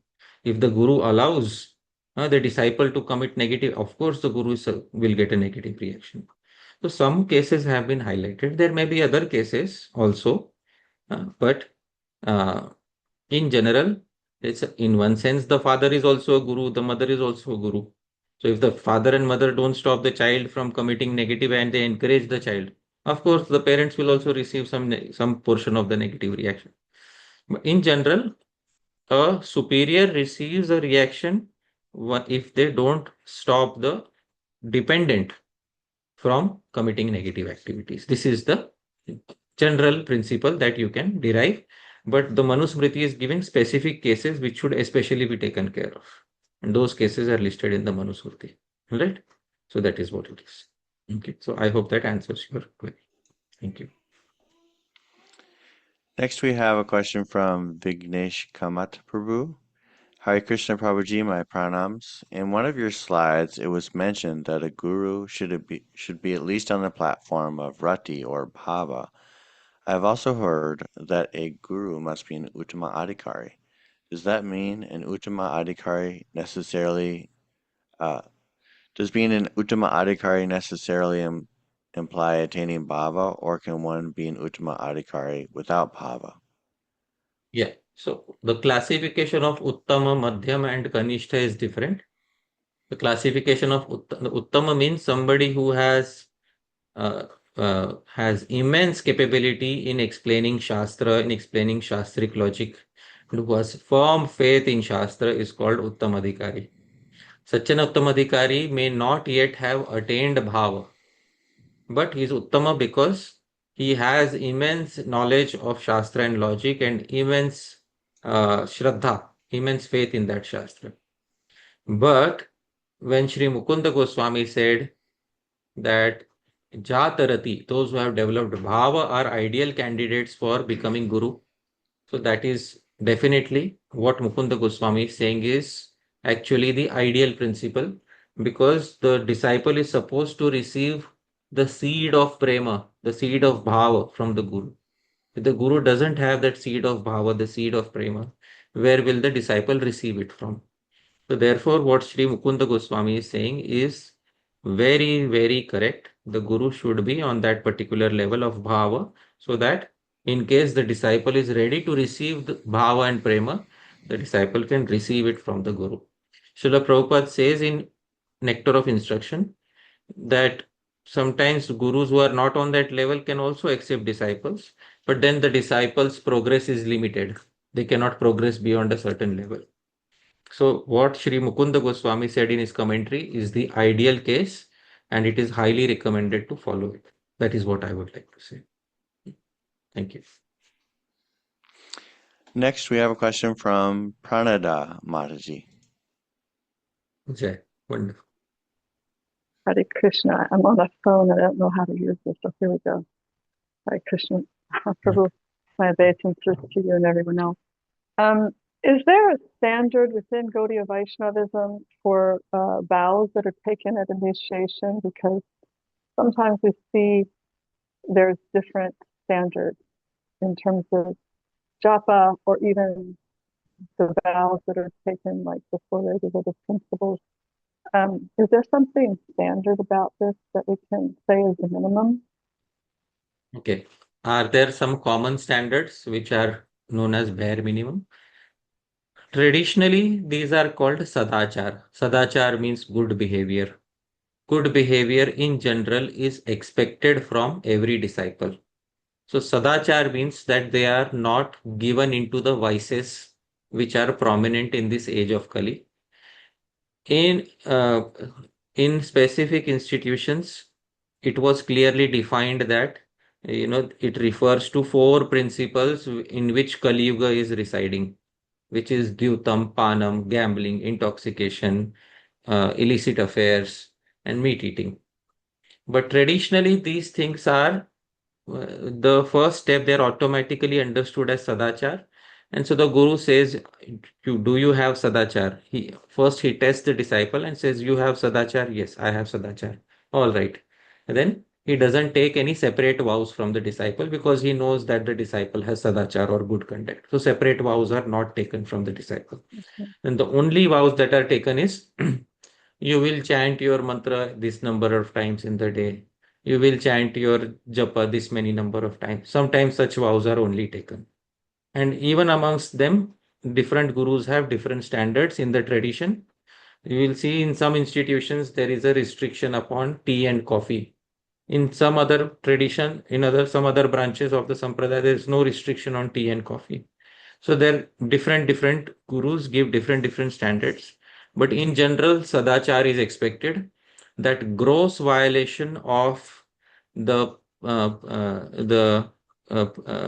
of meat eating, intoxication, etc., is automatically assumed in the sampradaya. So that is what I can say in this regard. I hope that satisfies your query to some degree. Yes, and then the japa is also individual by the guru. Yeah. The japa is also individual, and the guru gives individual vows to the disciple, and every guru gives different vows. Different gurus give different standards to the disciple. In fact, in the now I'm just mentioning Srila Bhaktisiddhanta Saraswati Thakur Prabhupada. He gave different number of rounds to different disciples. He did not give the same number of rounds to all the disciples. He gave different number of rounds to different disciples. So it's very individual thing in the tradition. That is what can be said.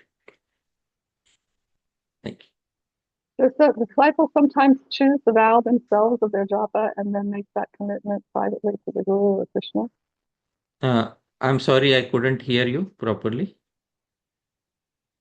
Does the disciple himself, herself decide on the number of japas to chant, malas to chant, and then that's an agreement between them and Krishna or them and Guru, but privately?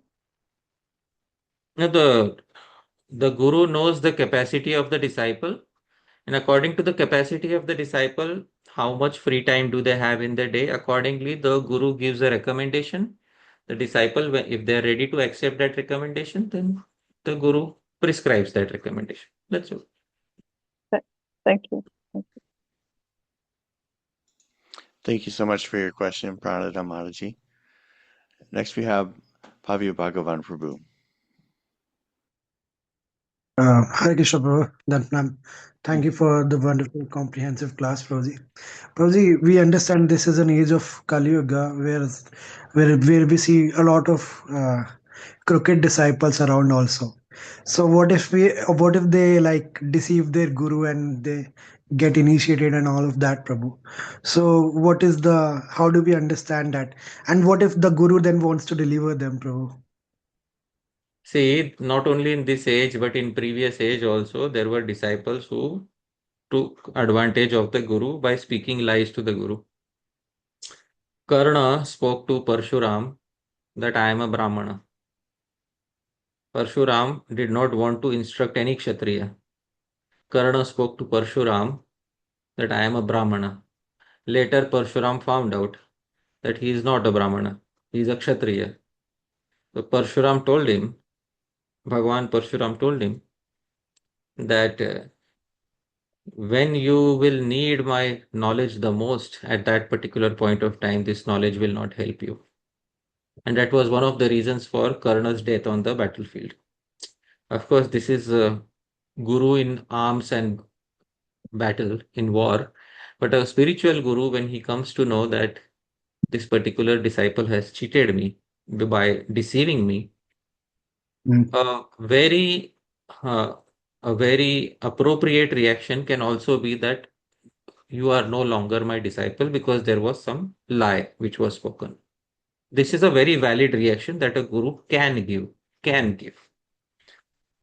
Now, another reaction that the guru can give is, all right, you deceived me in the beginning, but are you willing to be sincere now? Are you willing to be sincere right now? But because if you are not sincere right now, then automatically the relationship breaks.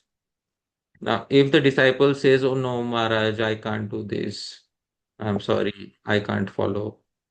And still the guru is entertaining thoughts that I want to deliver this person, then there is something wrong. At least the disciple, after being found out that he was not sincere, at least the disciple, if they are willing to recommit themselves, then the guru can still take responsibility. But how can you take responsibility of a person who's not even willing to commit themselves to the process? So it's very logical that at some point of time, the disciple should be willing to commit themselves fully to the process. Otherwise, you are trying to deliver a person who doesn't want to be delivered. Now that cannot happen. Please try it. That cannot happen. So this is what can be said. All right. So little follow-up, Prabhu. You mentioned, Prabhuji, the relationship automatically breaks. So just wanted to know if there's a scriptural reference for that. That's it, Prabhu. So there's no need of a scriptural reference. If the guru says, I disown you, I don't want, that's when the relationship breaks. Because the entire relationship is dependent on the mercy of the guru. As I said, the guru is the one who is taking the whole risk, and all the spiritual benefit is going to the disciple. So the guru's word is very important here. Once the guru says that you are no longer belonging to me, that's it. It doesn't require a separate injunction from Shastra. The word of the guru is of prime importance here.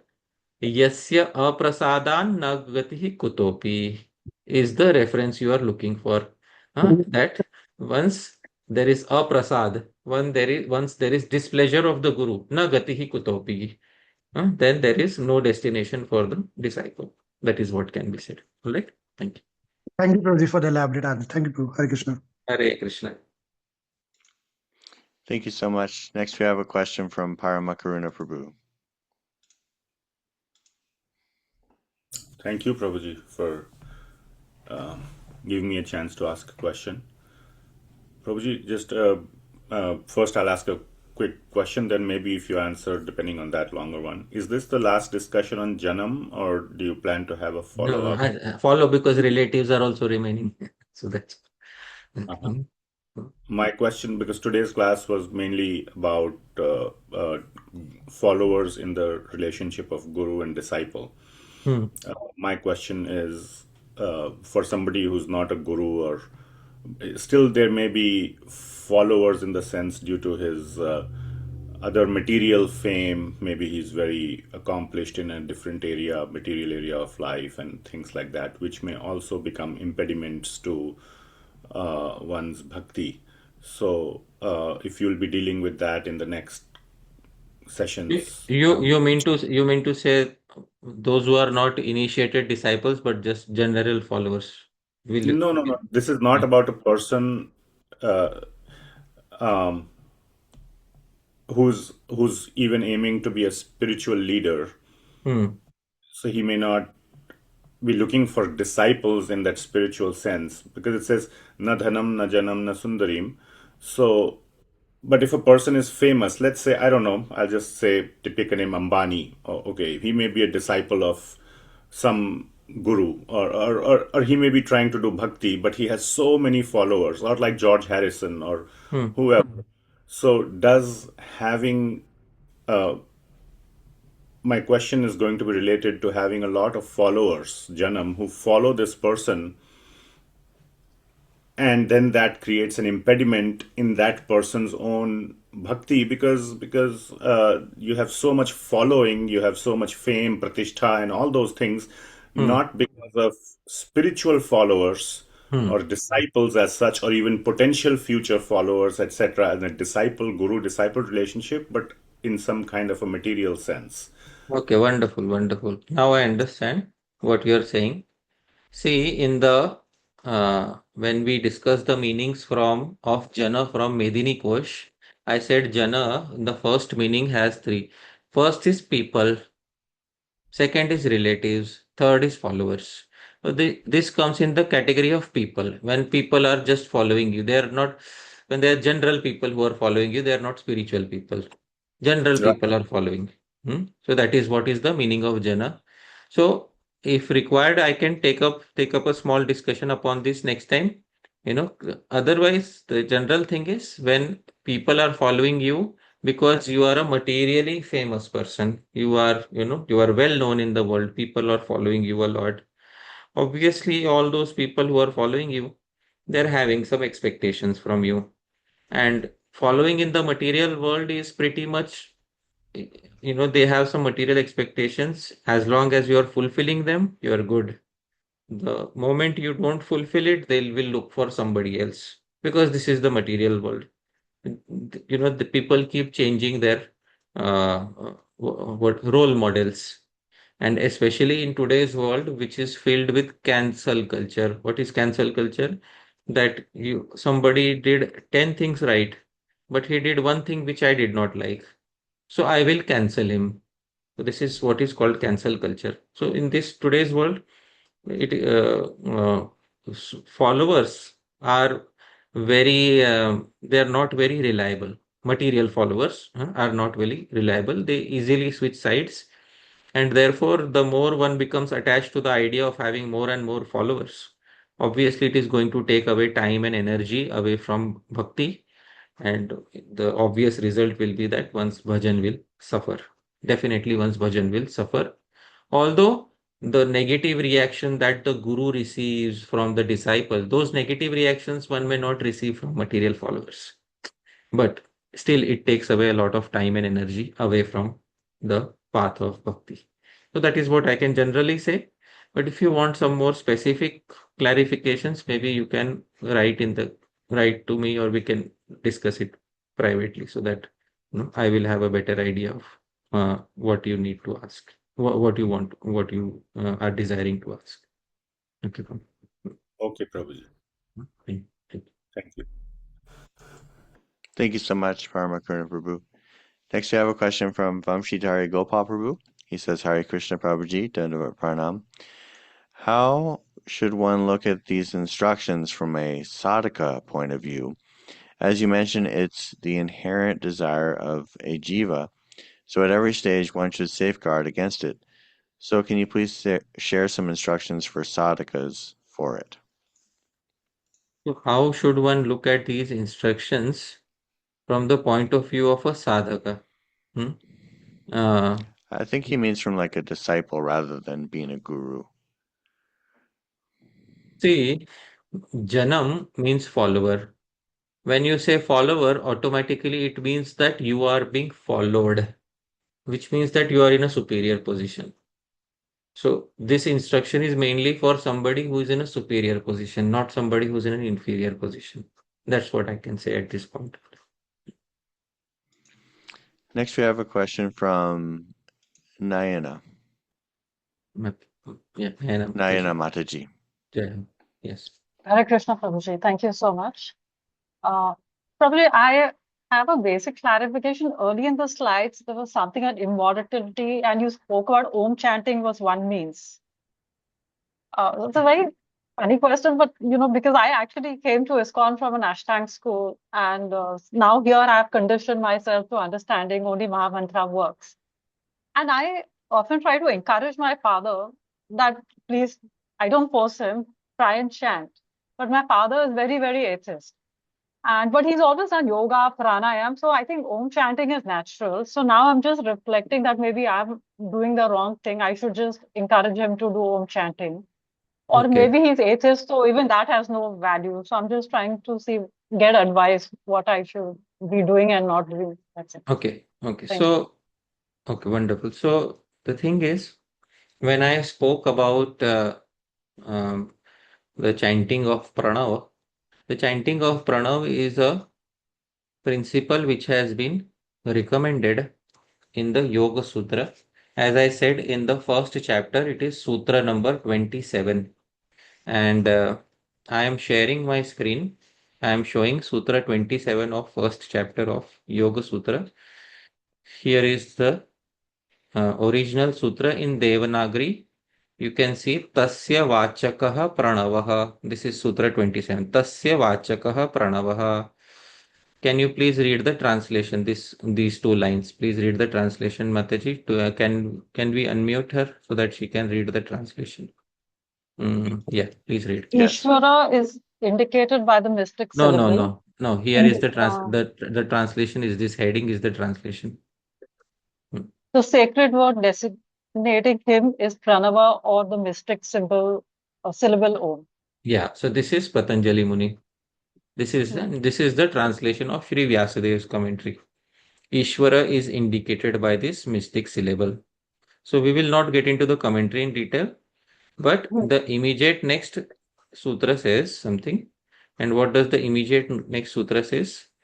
Tajjapas tadartha bhavanam. And please read the title. This in bold. This is the meaning of the sutra. Please read this bold section. Repeat it and contemplate upon its meaning. Yeah. So one should repeat it and one should contemplate upon its meaning. So This is what is specified. And what Patanjali Muni is saying here is something which is applicable to all Ashtanga yogis.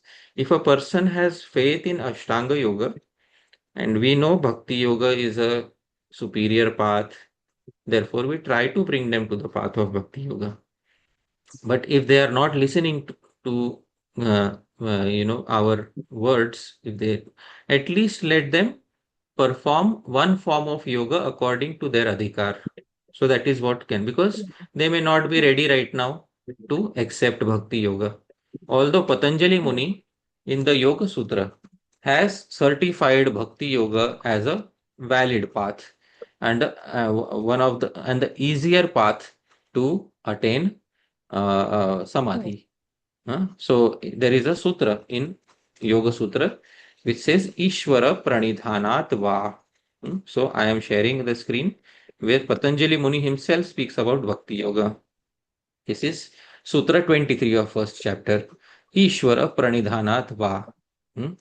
So question arises, does samadhi, concentration, become imminent alone from this principle alone, or is there any other means? So Sutra by Patanjali. Please read the translation of the Sutra. From special devotion to Ishvara, also concentration becomes imminent. So Samadhi can also be achieved by Bhakti Yoga. So this is Patanjali Muni saying in Yoga Sutra. If he has faith in Yoga Sutra, you can show him the 23rd Sutra of the first chapter. Ishvara Pranidhanadva. This is what Patanjali Muni has certified. But if he doesn't have any faith in that, if he doesn't want to perform Bhakti Yoga at all, so Shri Krishna has said in Gita something about this, that na buddhi bhedam janayet. Na buddhi bhedam janayet. Don't try to split the intelligence of somebody who is not willing to accept the path. Na buddhi bhedam janayet. Don't try to make them more negative than what they already are. Let them follow a path which they are favorable for. So that is what I can say. Thank you. Okay. Next, we have a question from Hemangi Gopeshwari Mataji.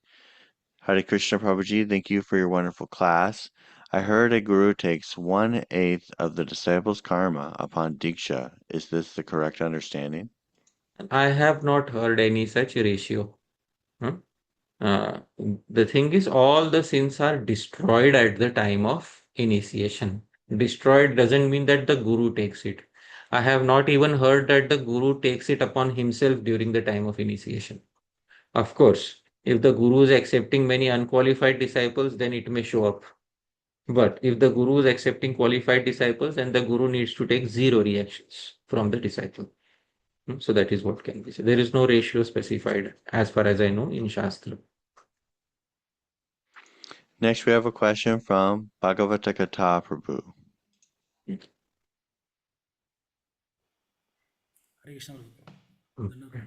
My prayer. Thank you Prabhuji, for the wonderful explanation of these words. Regarding the words you said. Sorry to interrupt, Prabhuji. Are you able to speak closer to the microphone? It's a little hard to hear you. Hare Krishna. Yes, I am able to. Yes. So he said the guru takes or gets reaction once he knows that disciple is doing something improper but not correcting him. Yeah. Regarding that I had some small question. In the episode of Yamunacharya, debate of Yamunacharya with the king, I think you know that whole episode. There he says that no, your king is not righteous because he accepts, I think, 1/6 of the reactions of the praja. In this Kali Yuga, so many are sinful. So he is in that way he is accepting more sinful reactions. So is it because king may not be knowing who is doing sinful reaction, even though he is accepting the reactions? So like those two things are. So okay, wonderful. See, the king has to know what is going wrong in his kingdom.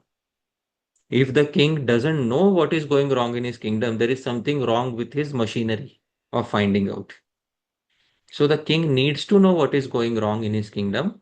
And because the king doesn't know, therefore, if the king doesn't know what is going wrong, but the wrong things are still taking place, then the king has to receive. Now, this case is different from the case of the husband and wife.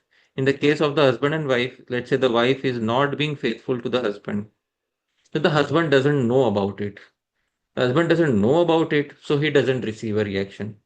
But if he knows and he still doesn't even say something to her, then he receives a negative reaction.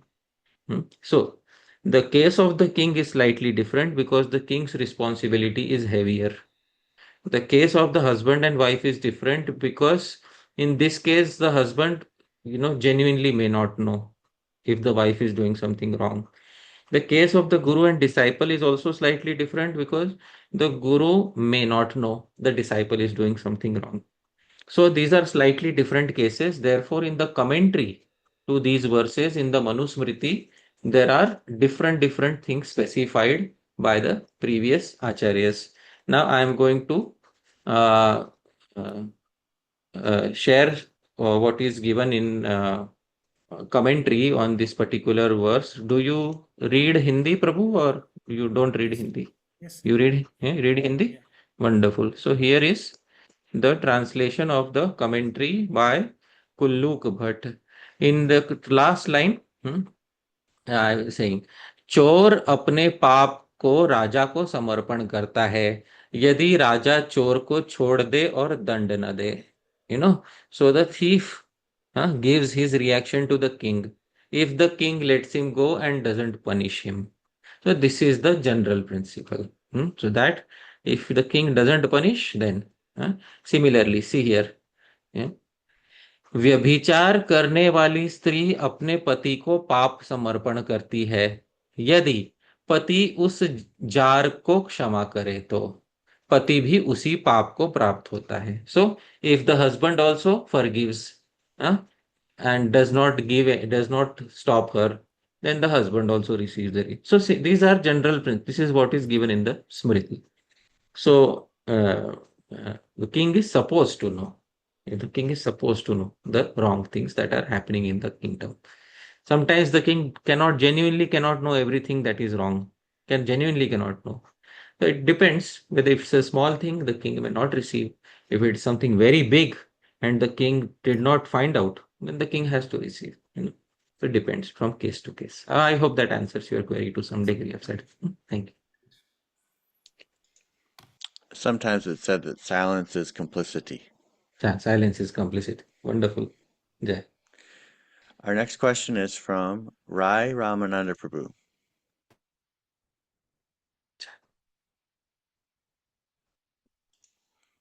Are you there, Rai Ramananda Prabhu? There we go. Hare Krishna. Dandavat Pranam, Prabhuji. Yeah, Dandavat Pranam.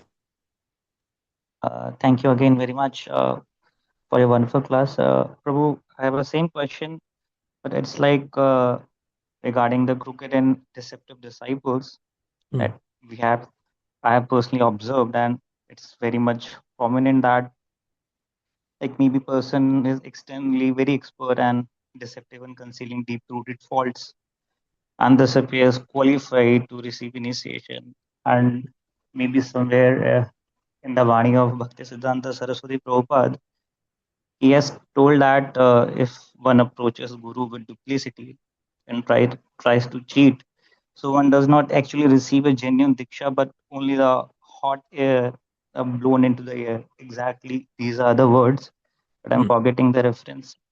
And he also gave the example regarding this, that just like a Ravan approached Mother Sita, he doesn't get the real form of Mother Sita, but the Chaya Sita. Yes. So is it like the Guru knows the deception inside the heart, but he also has told Bhaktisiddhanta Prabhupada has told that those who try to cheat, I will cheat them life after life. So is this also a one form of like we can say action from the Guru, that he can also do like that? Like if someone is cheating the Guru, then the Guru on the part of him can also do like this. And the following question regarding this is also how we can understand a different situation in which a sincere disciple receives Is it okay if proper we answer the education. first one first, just so we remember everything? Yeah, We'll sure. come back. Sure. So The first query is when the disciple is deceiving the guru. And Srila Bhakti Siddhanta Saraswati Thakur Prabhupada said that the guru, the guru cheats such a disciple also.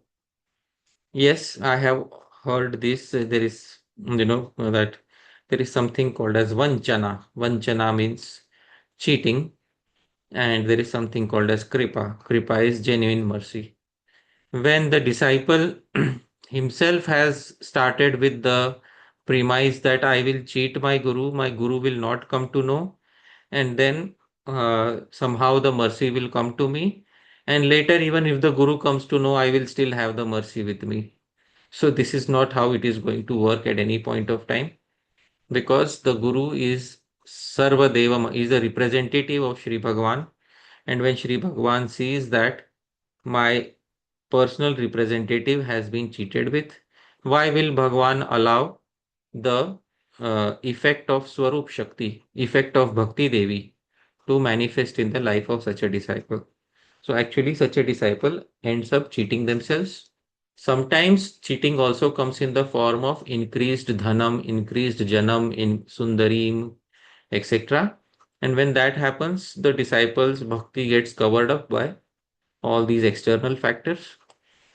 And at least in one life, they are cheated. And then if they have the same tendency in another life, then obviously they will be cheated in another life also. So to the degree that they have that tendency, they will be cheated to that degree. But of course, the day they become sincere, then Bhagwan's mercy and Guru's mercy can come upon them again, provided that they have genuinely become sincere. So that is what can be said in this regard. Next, we have a question from Shaurya Prabhu. Hare Krishna Prabhuji, Dandavat Pranam. I don't feel that I have much desire to get initiated. Is there something wrong? How to develop love for Guru and desire of getting initiated?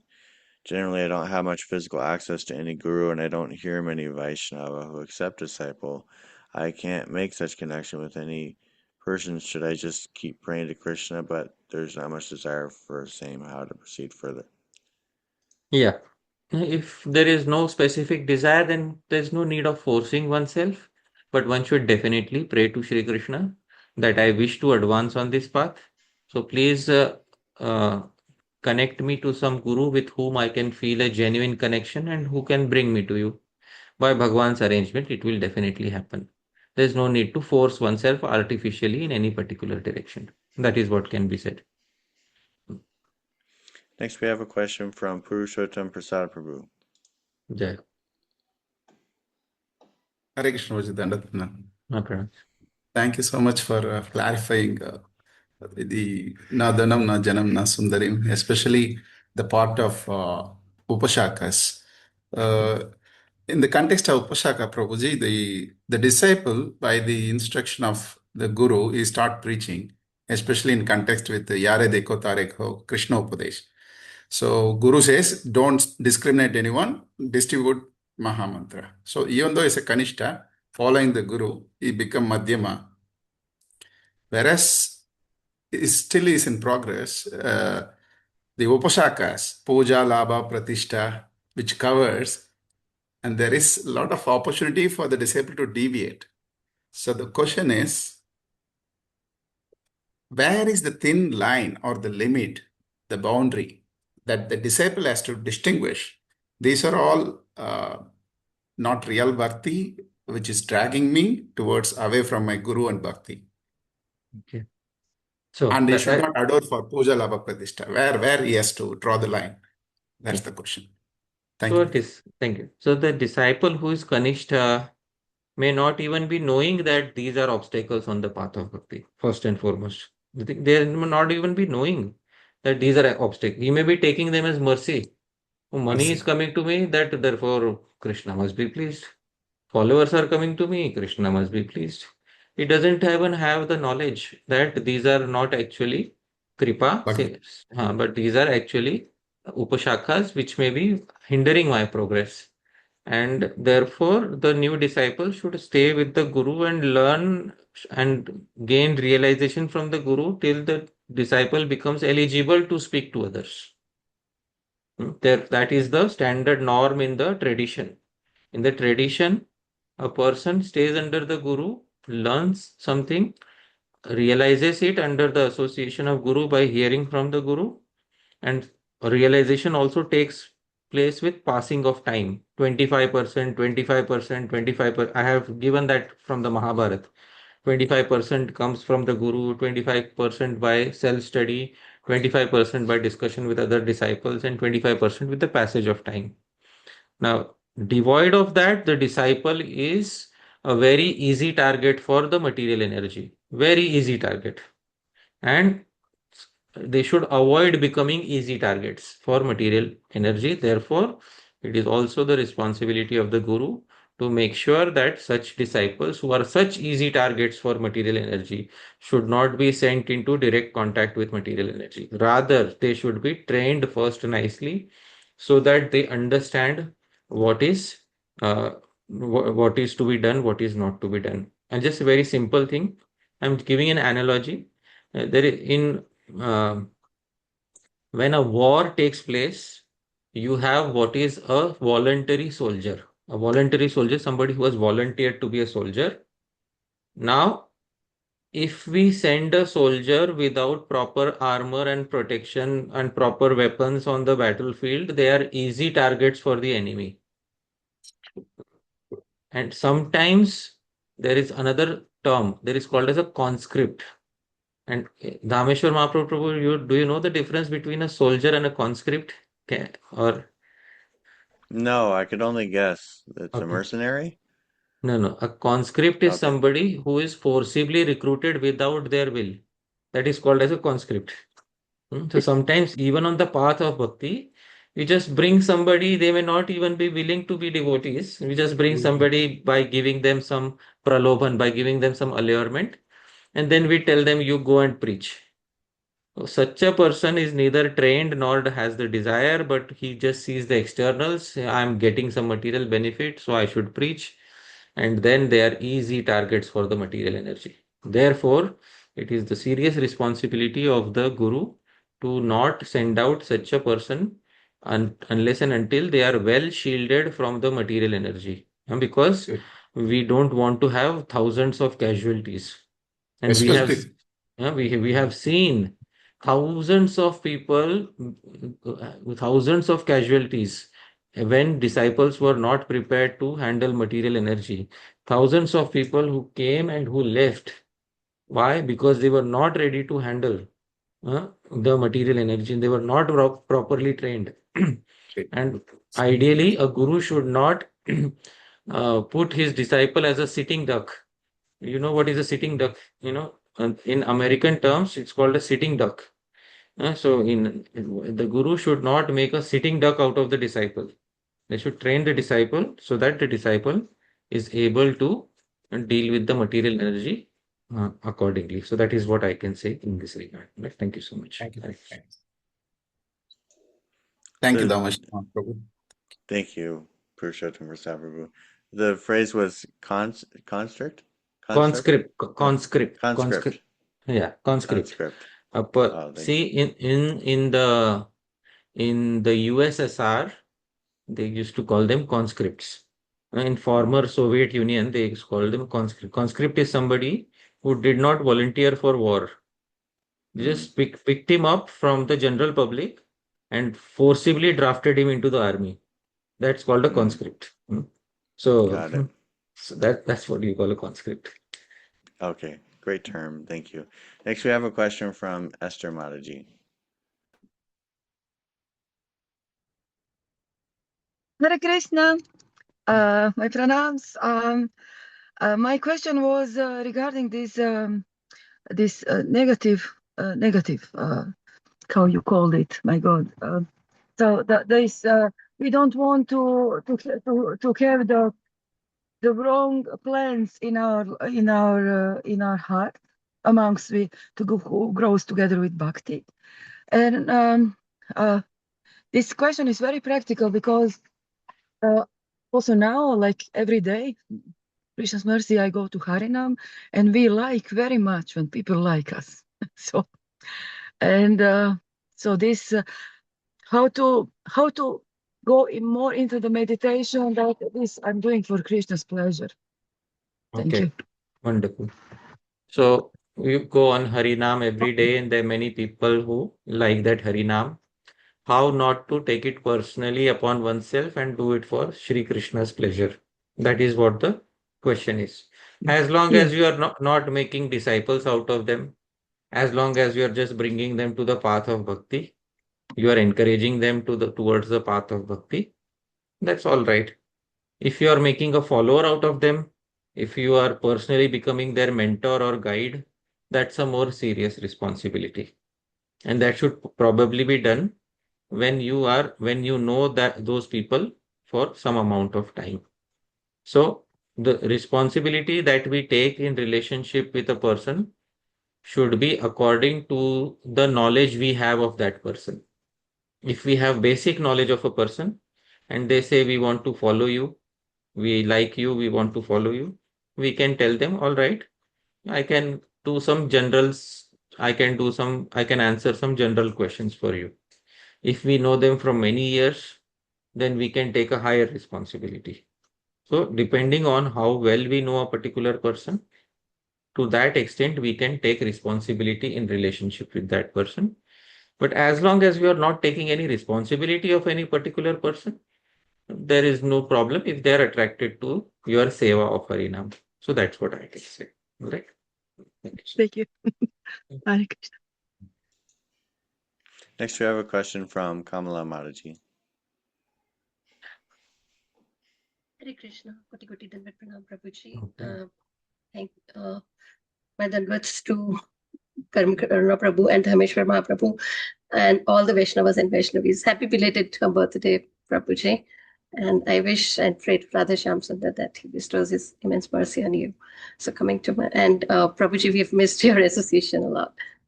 So Prabhuji, my question is that if a guru is not in a position, say, for example, if his health is faltering or even worse, the guru is not on this planet, then what happens if the disciples are doing things that they're not supposed to do? Once again, Mataji, if the guru's health is faltering and or even worse, if the guru is not longer on the planet Earth, then what will happen? So does he continues to incur sins on behalf of the disciples because he's not able to? How can the guru incur sins when the guru's own, when the guru is not physically present? So the guru is not in a capacity now to instruct them about what to do, what not to do. So the disciples are supposed to take guidance from the previous words of the guru, or they're supposed to take guidance from some god brothers who are more experienced, or they're supposed to take guidance from some Shiksha guru who has the same mood as their guru. So that is what the disciples are supposed to do. Now the responsibility of the disciple is to follow the mood of the guru, and if they are able to follow nicely, very nice. If they're not able to follow, if they are committing some negative activities, that negative activity will come to them. That's all. So that is what can be said. Thanks a lot, Prabhuji. That's a relief to hear. And it's like, so you're just saying that it's more or less like self-regulatory kind of a thing that they need to rectify themselves and if seek help if necessary. It's not self-regulatory, Shastra regulatory. The guru has taught them Shastra. Right? So they now need to understand the regulations which the guru taught them from Shastra and align their life according to Shastra. That is what can be said. Right? Thank you. Thank you so much, Prabhuji. Hare Krishna. Hare Krishna. Thank you, Kokila Mataji. Did I say your name right, Mataji? Thank you so much. Next, we have a question from Omkar Prabhu.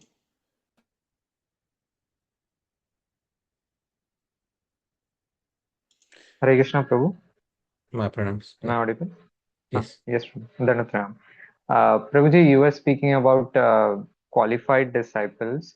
My question in this regard was, like in our sampradaya, in Bhakti Rasamrita Sindhu, for the bhakti, we give the basic qualification as Shraddha.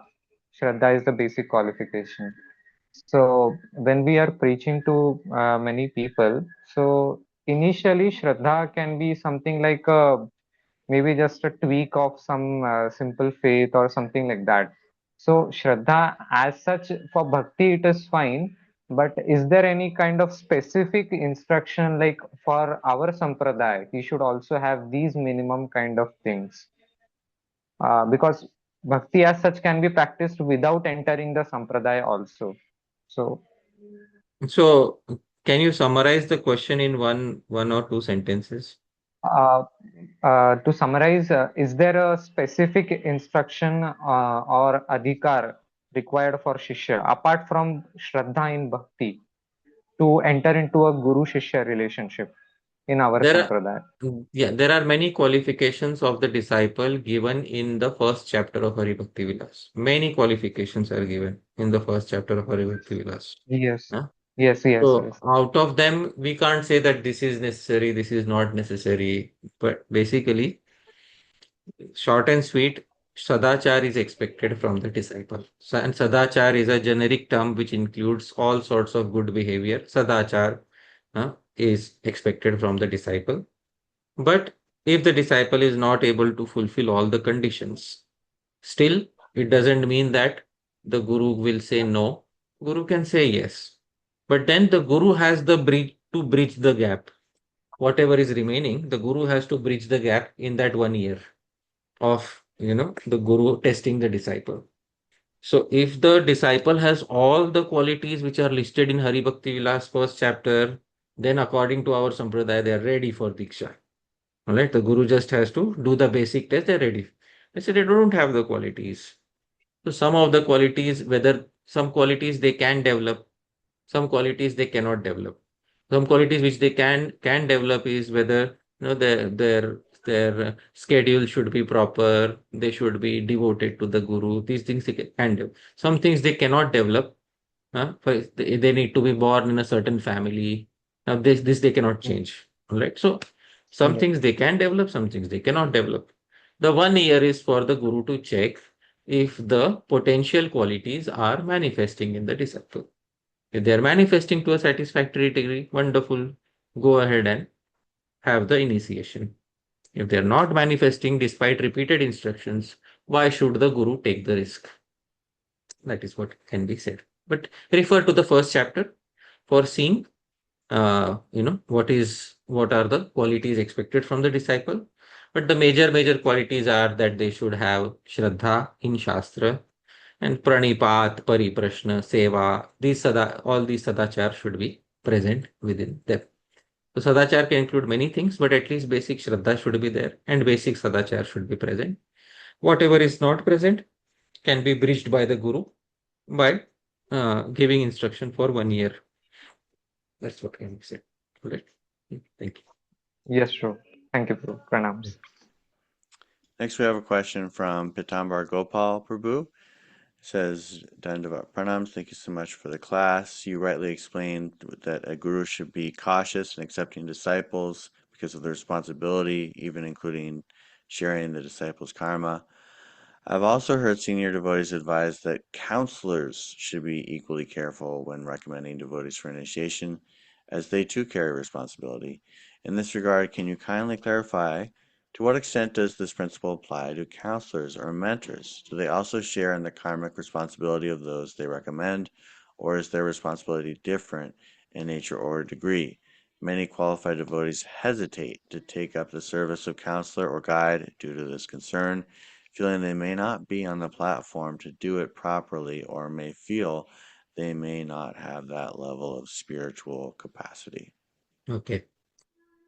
So the answer to this query may not be very encouraging, but I am giving the answer nonetheless. A counselor is appointed by a guru because the guru may perhaps not be able to do the testing himself. I'm assuming things. Please forgive me if my assumptions are wrong. Usually what I have seen is a counselor is appointed by the guru so that because the guru is not directly able to check the eligibility of the disciple, so the guru appoints a counselor. traditional name for a counselor is mantri. Mantri. Amatya or mantri is called as a counselor. Now the Hari Bhakti Vilas verse, I will take everybody back to the verse from Hari Bhakti Vilas, where Shri Sanatan Goswami was saying something. And what Shri Sanatan Goswami was saying about it is that tatha shishyarjitam papam guruhu prapnoti nishchitam. So I will once again locate that verse. And yeah, here is the verse. I am sharing it. So Dhāmeśvara Mahāprabhu, can you kindly read the translation once again? Yes. The bona fide guru should test the sheltered disciple for at least a year. Just as the king receives a share of the faults of his ministers, the husband receives a share of the faults of his wife. Similarly, the guru definitely receives a share of the faults of his disciple. So now in this case, there are faults occurring on two levels. If the disciple is faulty, the guru is certainly going to receive those faults. Plus, on top of that, the guru has appointed a minister, a counselor. And the counselor is also doing his job in a faulty manner. Now, Dhāmeśvara Mahāprabhu, is the fault multiplied or not multiplied? Please tell me. Multiplied. Multiplied. But somebody may expanded? say expanded. Yeah, expanded, not multiplied. Expanded. Somebody may say, oh, but it applies for the king. But in Sanskrit, what is a king called? Maharaj. In Sanskrit, what is a guru called? Maharaj. See, both of them are called as Maharaj because the guru is treated as a Maharaj. So therefore, if the guru as a Maharaj is also appointing somebody as a mantri, as a counselor, the mantri should at least do their job properly. Now, if the mantri is also not doing the job properly and the disciple is also not able to live up to the standards, then obviously the fault expands. And then you can't claim to be a victim. Oh, how can you say that, why are you saying like this? Why are you saying these unpleasant things? When you make a system, you make sure that the system works. The system was made to facilitate you, not to expand the flaws. When you make a system, then the system should help you. If the system is going against your favor, then might as well have a system which goes in your favor. That is what I wish to say. So therefore, when a guru appoints a minister or a counselor to check somebody, then the minister should properly do his job. The counselor should properly do his job. So agreed that the guru can't check the disciples, but the guru can at least check the counselors. If we say the guru can't even check the counselors, it's like saying the king can't check his ministers. Now, Dhāmeśvara Mahāprabhu, what would you say of a king who can't check his ministers? Oh, what is he doing? What is he doing? Agreed that the king can't check all the citizens, but the king can check the ministers. Now, if the king says, I can't even check the ministers, then what can be said? It is better to keep quiet in such situations because I don't want to speak about it. It is better to let Shastra speak. Shastra says king receives the negative reactions of the ministers who are not chosen properly, who don't do their task properly. So faults will start applying on both level. That is what I wish to say in this. Next, we have a question from Swarupani Mataji. Yeah. Hare Krishna Prabhuji, Sada Pranam, or Glorious Shri Srila, please accept my humble obeisances and belated wishes to Prabhuji. Prabhuji, in today's lecture, it was so beautiful. It has opened so many perspectives for me. And I had a question, actually two, but one is the follow-up question from other Prabhuji who asked regarding the king and husband and the guru disciple, where if the husband receives a share. Okay, so Mataji, one query which is the prominent query, please ask that one query now. Sure, Prabhuji. The husband receives the share of the faults of his wife. So, is it also this vice versa when the husband does the same thing? No. Shastra is more merciful towards women. If the husband does something wrong, the wife doesn't have to receive a negative reaction for him, whether she tells him he's wrong or whether she doesn't tell him he's wrong. She doesn't have to take part in his negative reactions, but she gets to take part in his positive reactions when he does something nice and she accompanies him. So Shastra is much more favoring ladies in this regard. So that is my answer. Thank you. Yeah, and to just follow up on this. So, does she needs wife needs to point out if something is going wrong, or she should keep like is it not necessary? The wife is also supposed to be a mantrini. She's supposed to give mantrana. She's supposed to give confidential advice. In case he is doing something wrong, she should privately and confidentially tell him that this is not correct. If he goes ahead and does it, well, no, you know, in a married relationship, you can't stop any person, husband or wife, you can't stop them if they have decided upon doing something. At least she can give advice to him privately. That is what can be said. Right. Thank you so much, Prabhuji. Hare Krishna. Hare Krishna. Next, we have a question from Vamshidhari Prabhu. Hare Krishna Prabhuji. Thank you so much for the lecture. I have been hearing you daily from quite a few months, and especially your series on Bhavatād, Shikharini, and Updeshamrit, which I am currently doing, is really transforming my life and creating an urgency in my path of bhakti, and I am really very, very grateful to you. Prabhuji, my question is that I am uh, living in an institution from quite some time, and unfortunately, or fortunately, I don't know what to say, but the only service opportunity that we get here is reaching on management. And after spending even a few years in Bhakti, the only seva that we are getting is preaching and management. And by default, this is bringing anarthas, and we are getting more prone to the attacks of Maya. So, how can we handle this? Okay. So you're saying that wherever you're staying right now, there are two sevas. One is prachar and one is management, right? And because they bring in a lot of interaction with dhanaṁ, janam, it leads to quite some anarthas. How do you deal with such a situation? In any such situation, in any association of devotees, Sri Rupa Goswami always says, Sajatiya Snigdha Sadhu Sangha, should find like-minded devotees who have the same inclinations as you. So there may be many devotees near where you stay. Amongst them, there may be a few who are like-minded.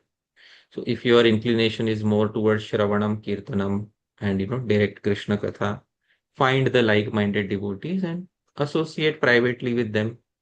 And with all other devotees, you maintain a good relationship. No need to cut relationships with anybody. But you should find a like-minded small group of devotees where you can do the sevas which are favorable according to your inclination and nature. I have many times said, Sri Rupa Goswami says, Swavasana Anusarena. Seva should be done according to Swavasana, according to one's innate tendencies. So find a like-minded group. Small group is also okay, where you have similar vasanas, similar inclinations of bhakti, and then you can grow together so that you will not have this issue. And with all other devotees who are within your institution, who are within your temple, give respect to them, and you can, don't no disrespect to anybody, respect to everybody.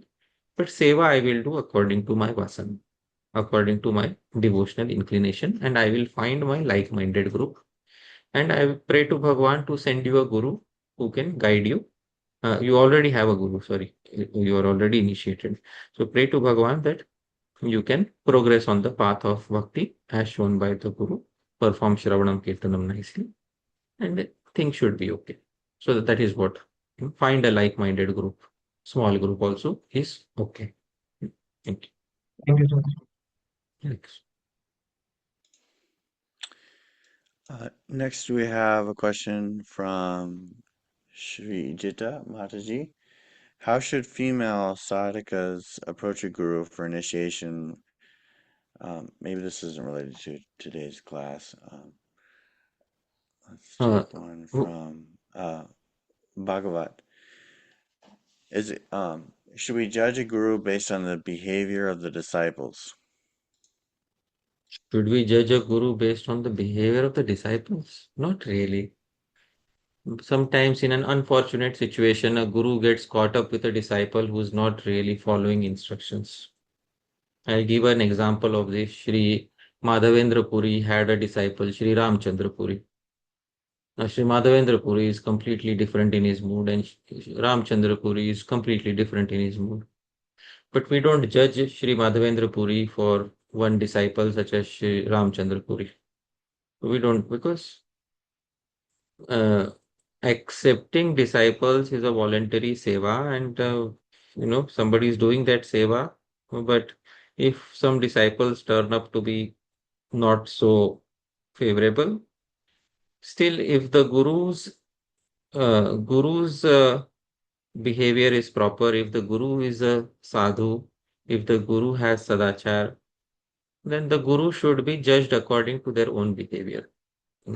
If the guru is a genuine person, they should be judged according to their own behavior. If there is no maliciousness in the guru's inclinations are proper, then that is what ultimately matters. So that is what can be said in this regard. Here's another question from Bhagavat Prabhu. What if a person is engaged in a profession like content creation, acting, or music, where it is necessary for a person to accumulate online followers to earn money? Then what should be done in such situations? Well, such situations are obviously difficult. We can compare this. Even previously, there were some individuals who had to deal with a lot of people and fame.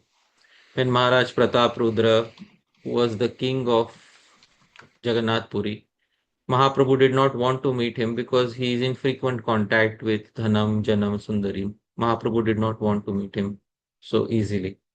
So when we are in fields where there is content creation, there is involvement with a lot of dhanaṁ, janaṁ, sundarīṁ, then we should know that our position is slightly more vulnerable than the position of others. Therefore, we should take extra care and we should be transparent with our guru that this is our position. Whatever precautions the guru tells us, we should follow. And then we should try our best not to get enamored by the dhanaṁ, janam, and sundarīṁ that comes with such content creation. And it is best if our content creation is devotionalized, so that while creating content, we are able to have smaran of Shri Krishna as much as possible. So in general, it is best to tell everything to the guru and receive instructions from guru as to what extra precautions one can take in this regard. So that is what I wish to say. Next, we have a question from Vignesh Kamat Prabhu. Hare Krishna Prabhuji, Dandavat Pranams. In one of his letters, Srila Prabhupada wrote to his disciple, quote, "The spiritual master accepts the sinful activities of his disciples from the first initiation. I may give initiation very easily, but what can I do? I am prepared to go to hell for the service of Lord Chaitanya." How should we understand statements like these? Should they be taken as literal theological statements or as statements intended to impress upon disciples the gravity of initiation and make them more serious about their spiritual responsibilities? So Prabhupada said the spiritual master accepts reactions from the disciples from their first initiation. A general statement is made by the guru, and the specific details of how it actually works needs to be seen from Shastra. So we can take that as a generic statement from Srila Prabhupada that he accepted many disciples. And of course, amongst the many disciples, his concern is that there may be many unqualified disciples. Literally, if we see, is Prabhupada writing in the letter, his indication is towards the qualified disciples or the unqualified disciples? The indication is towards the unqualified disciples. So that is his concern, that amongst the disciples that I have created, there may be many unqualified disciples. And there is a possibility that, they may bring some negativity towards me. So the indication the implied meaning of the letter is that all the disciples should follow the principles nicely. Although Prabhupada says, I'm willing to go to hell for all of them, doesn't mean that he literally, go to that particular place. But the indicated meaning is that in order to cause as less trouble to me as possible, everybody should follow nicely. This is the indication that Prabhupada is giving. So everybody should follow the principles nicely. And Srila Prabhupada also gave so many instructions to the devotees that, you should follow the 4 regulative principles, chant your 16 rounds. So all these things, Prabhupada gave sufficient, every disciple of Prabhupada knew what they have to follow and what they have to avoid. So it's not that Prabhupada ever failed on giving them proper instruction. Every disciple received a proper instruction from the teachings of Prabhupada. So from that angle, absolutely no fault is there, because Prabhupada didn't leave any disciple without giving proper instruction. So that is what can be said in this regard. Next, we have a question from Bhavya Bhagavan Prabhu. Prabhuji, Hare Krishna, thank you for giving me another chance, Prabhu. So, Prabhuji, in the scriptures, it's mentioned that the king accrues the negative karma of the thief if he doesn't punish the thief, Prabhu. So, Prabhuji, my question is, we see that in the contemporary modern world, there are many mercy petitions filed for criminals, for rapists, for terrorists. So, when the authorities who approve of their mercy petitions, and so do they get any karma for that, Prabhu? How do we understand this, Prabhu? According to Dharma Shastra, there is no such thing as mercy petition. According to Dharma Shastras, there is danda vidhan. You are supposed to receive punishment for a particular crime you have committed. Mercy petitions are a result of humanitarian organizations that have sprung up in recent decades. Previously, if you see, even in the United States of America, there were multiple forms of capital punishment for people who have committed heinous crimes. From gas chambers to firing squads to electric chair to all sorts of execution methods were there even in the Western world for people who have committed heinous crimes. So this danda vidhan, this for giving of capital punishment, and was present in all countries about 100 or 200 years ago, and there was no concept of mercy petition. The mercy for a criminal is that they should not have to suffer the reaction in the next life. So the king gives that reaction in that very life. So that is what is mercy for the criminal. If the king doesn't give that, then actually it is merciless towards the people who are victims.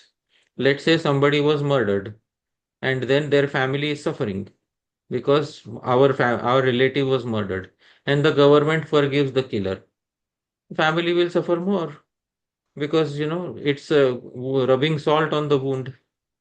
So obviously that reaction will go to the person who gave forgiveness incorrectly. So according to Dharma Shastra, if you are supposed to be punished, and if the king doesn't punish, then the king receives the negative reaction for not punishing the person. That is what can be said. Right. Thank you. Thank you so much for that. Hare Krishna. Here's a follow-up question from Rai Ramananda Prabhu. I have a hermeneutical question regarding the question of diksha. In regard to the intrinsic quality of shabda, we encounter categories such as vidvad rudhi and avidvad rudhi. Yeah. Is it appropriate, or would it be philosophically incorrect to apply such distinctions analogically to diksha? Specifically, can it be said that when a person approaches the guru with duplicity or without genuine surrender, they receive only an external anushtanika ritualistic diksha, a kind of vanchana, self-deception, or a vidvat diksha, rather than the actual spiritual diksha that bestows divya jnana? Just like you described, one gets opposite results as a lot of kanchana kamini patishta, but as deceptive kripa.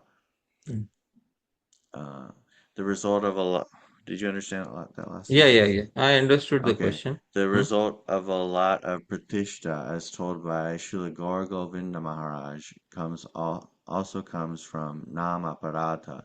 It's ineffective, not chanting shuddhanam, but nama aparata. Thank you. Okay, so I'll simplify the question. Basically, the question is that when somebody is insincere, do they get a shadow of the diksha rather than real diksha? So that is the simplified question. Do they get a shadow semblance of diksha rather than real diksha?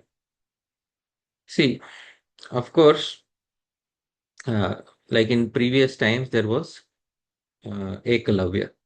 Ekalavya also wanted all the knowledge of the guru, but he didn't want, he had some cheating tendency in his heart.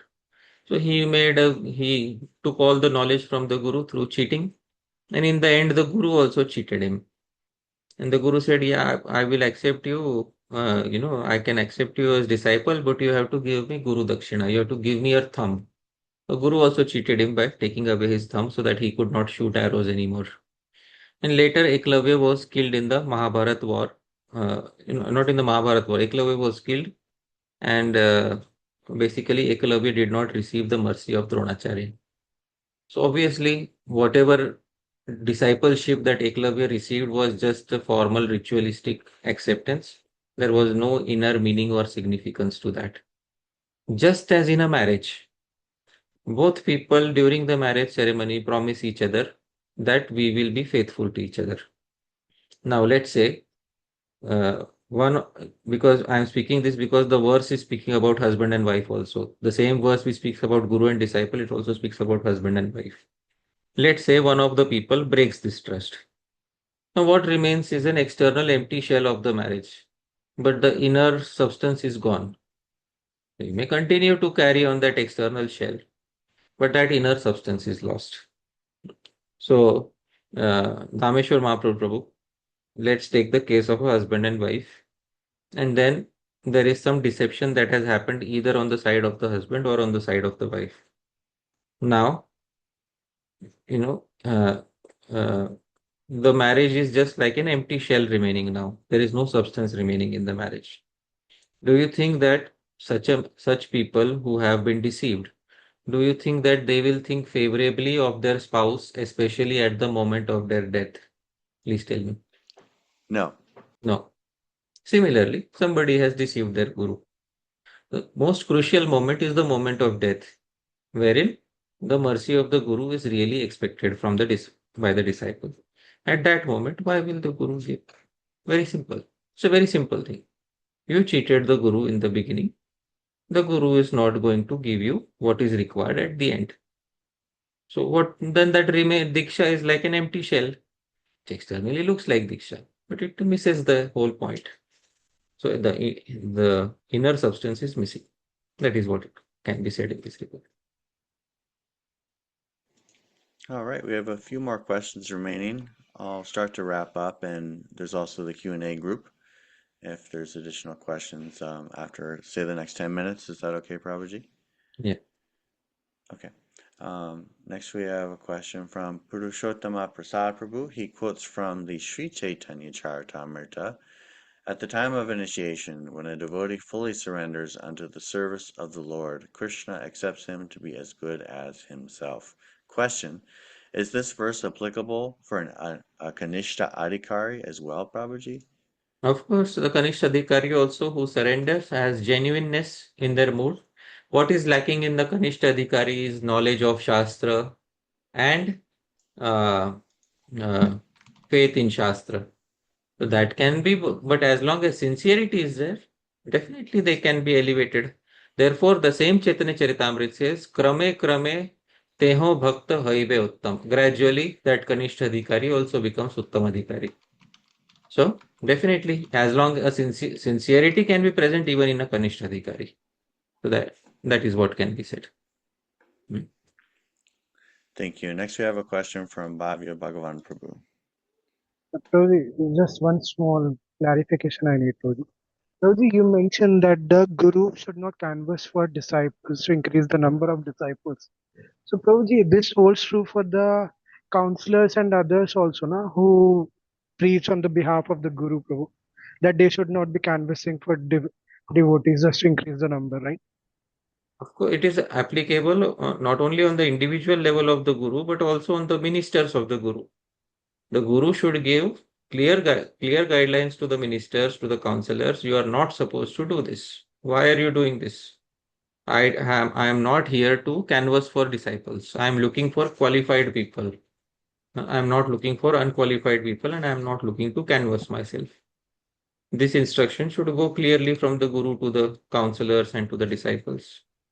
And if the disciples still bring some people by force, then the Guru should check, by asking the counselors, is this person a genuine case, or has he been bought by force or by some allurement?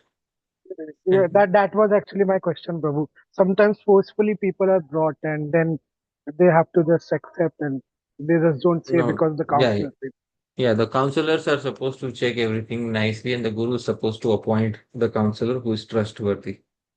And I'm sorry if things don't work accordingly in real life, and therefore the general instruction is not to accept too many disciples, because systems are often subject to failure, and therefore what to do? The Guru has to take care that actually, let me say one thing. Shastra specifies a direct relationship between Guru and disciple. I have to say this very honestly. Shastra specifies direct relationship between Guru and disciple. Shastra does not specify a relationship between Guru and disciple through a via medium. There is nowhere in Shastra where a relationship between Guru and disciple happens through the via medium of another minister or a counselor. But in any case, because in some institutions you can't manage so many, so you need to have a system, but that system in many ways can bring many difficulties if the systems don't work properly. They can expand the difficulties instead of reducing the difficulties. So at least when we have made a system, we should make sure that the system works properly, otherwise the difficulties will increase. That is what can be said in this account. Right. Yeah. Thank you. So the counselor's job is to take them to the Guru then. The counselor's job is to not bring any person forcibly or canvass the Guru. Yeah. Yes, Prabhu. Yeah. Okay. Thank you. Yeah. Thank you. Prabhu. One moment, please. We have one last question, and I don't think it's directly related to today's class, but it's more about guru-disciple relationship for a particular person. Is that okay? Yeah, sure. Okay. Someone was initiated, and then their guru retired from his position as a guru, and then she was reinitiated by another guru. But she still listens to the lectures of the first guru and repeats the mantra that she took from both. Is this correct? If you received mantra from the second guru, then the first guru, you have given up on the first guru. Who says this? It is said by Shri Jiva Goswami in Bhakti Sandarbha. Shri Jiva Goswami says this. He says, Anek Guru Karane. When you make many gurus, then you automatically give up on the previous gurus. So, I will try to find out that particular thing. That he says, Anek Guru Karane Purva Guru Parityaga. So that you automatically give up on the previous gurus when you form another guru. But still, if you have some affection for the previous guru, you can take permission from the new guru whether I can chant his mantra or not, because I still have some affection for them. But one should be very clear that the guru that we have accepted right now is our actual guru. That is what can be said.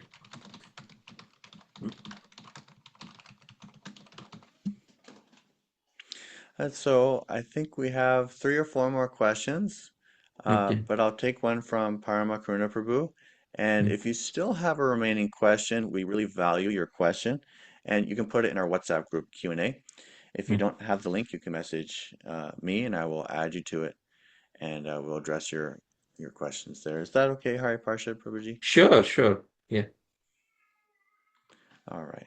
So again, if we haven't answered your question, you can ask it in the Siksastakam Q&A WhatsApp group. And if you don't have a link, please message me. Next, we have Parama. Hare Krishna, Prabhuji. Are you able to hear me? Yeah.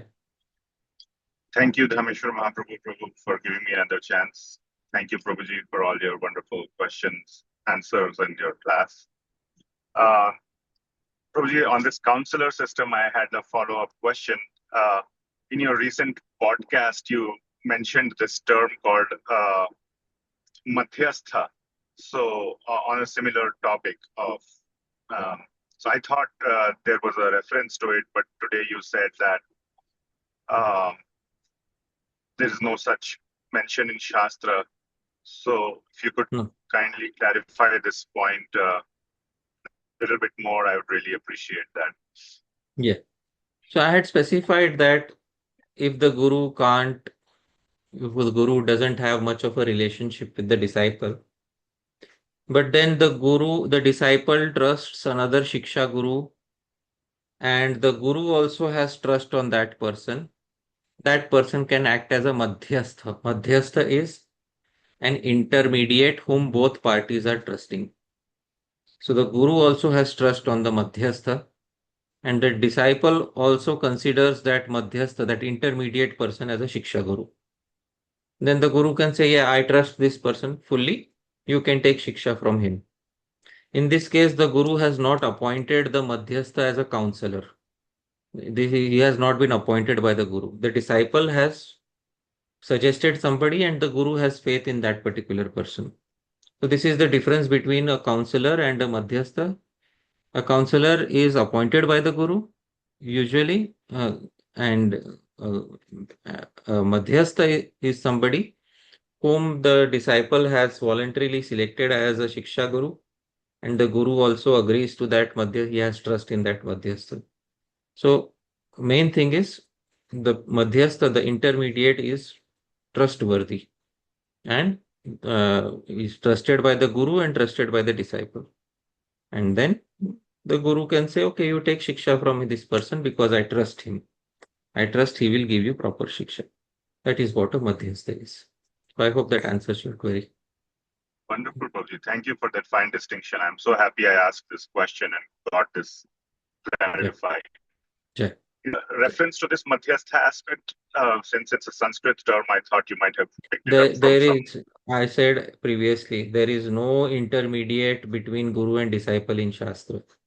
These are all adjustments made in situations where there are many number of disciples for one Guru. And there is no such term in Shastra. This term also I made, I gave that term because these are all adjustments. There is, ideally, Shastra says you should have direct communication with Guru. That is what Shastra says. Okay. All right, Prabhuji. Fully satisfied. Thank you so much. Actually, the Madhyastha is acting as a Shiksha Guru. So the Madhyastha is the direct Shiksha Guru with whom the disciple is interacting. The reason why I called him a Madhyastha is because he is the common, the Guru also trusts him and the disciple also trusts. That's why the Madhyastha. Actually, the disciple is going to take Shiksha directly from the Madhyastha who's acting as a Shiksha Guru. That's what it is. Right? But the finer point here with regard to a general Shiksha Guru principle that we understand here is that the Diksha Guru does not have a direct relationship with the disciple, but and is therefore trusting this Shiksha Guru, which you call as the Madhyastha, to train or give Shiksha to the disciple. And since the Guru has the trust, therefore, even without knowing the disciple very closely, he is okay to accept him as a Diksha disciple. That was the fine clarification between the Shiksha Guru versus this kind of Shiksha Guru. Wonderful. Right? Yeah, yes. Thank you, Prabhuji. So happy that there are so many nuances and you put it all so perfectly into the right place. This is unparalleled, or at least for me, this is invaluable and not to be seen more or less anywhere else. Thank you. I feel so fortunate for getting this shiksha from you. All credit to the Guru Parampara. Jai. Hare Krishna. So thank you everyone. Really appreciate your patience with my moderating. Please forgive me if I made any mistakes, but we're really grateful for all of your thoughtful questions and participation. It's really a blessing to be here with you all. And especially a big thank you to Hari Parsha Prabhu. I'll invite everyone to unmute and give him a big Haribol! Srila Prabhupada ki jai. Hare Krishna. Thank you. Hare Thank Krishna. you, Prabhuji. Hare Krishna. Srila Prabhupada ki jai. Thank you very much, Prabhuji, for wonderful Hare Krishna, Thank you, Prabhu. Hare Srila Krishna. Prabhupada ki jai. Jai. Thank you so much, everyone. We look forward to see you next time. Thank you, Prabhuji. Hare Krishna. Jai Srila Prabhupada.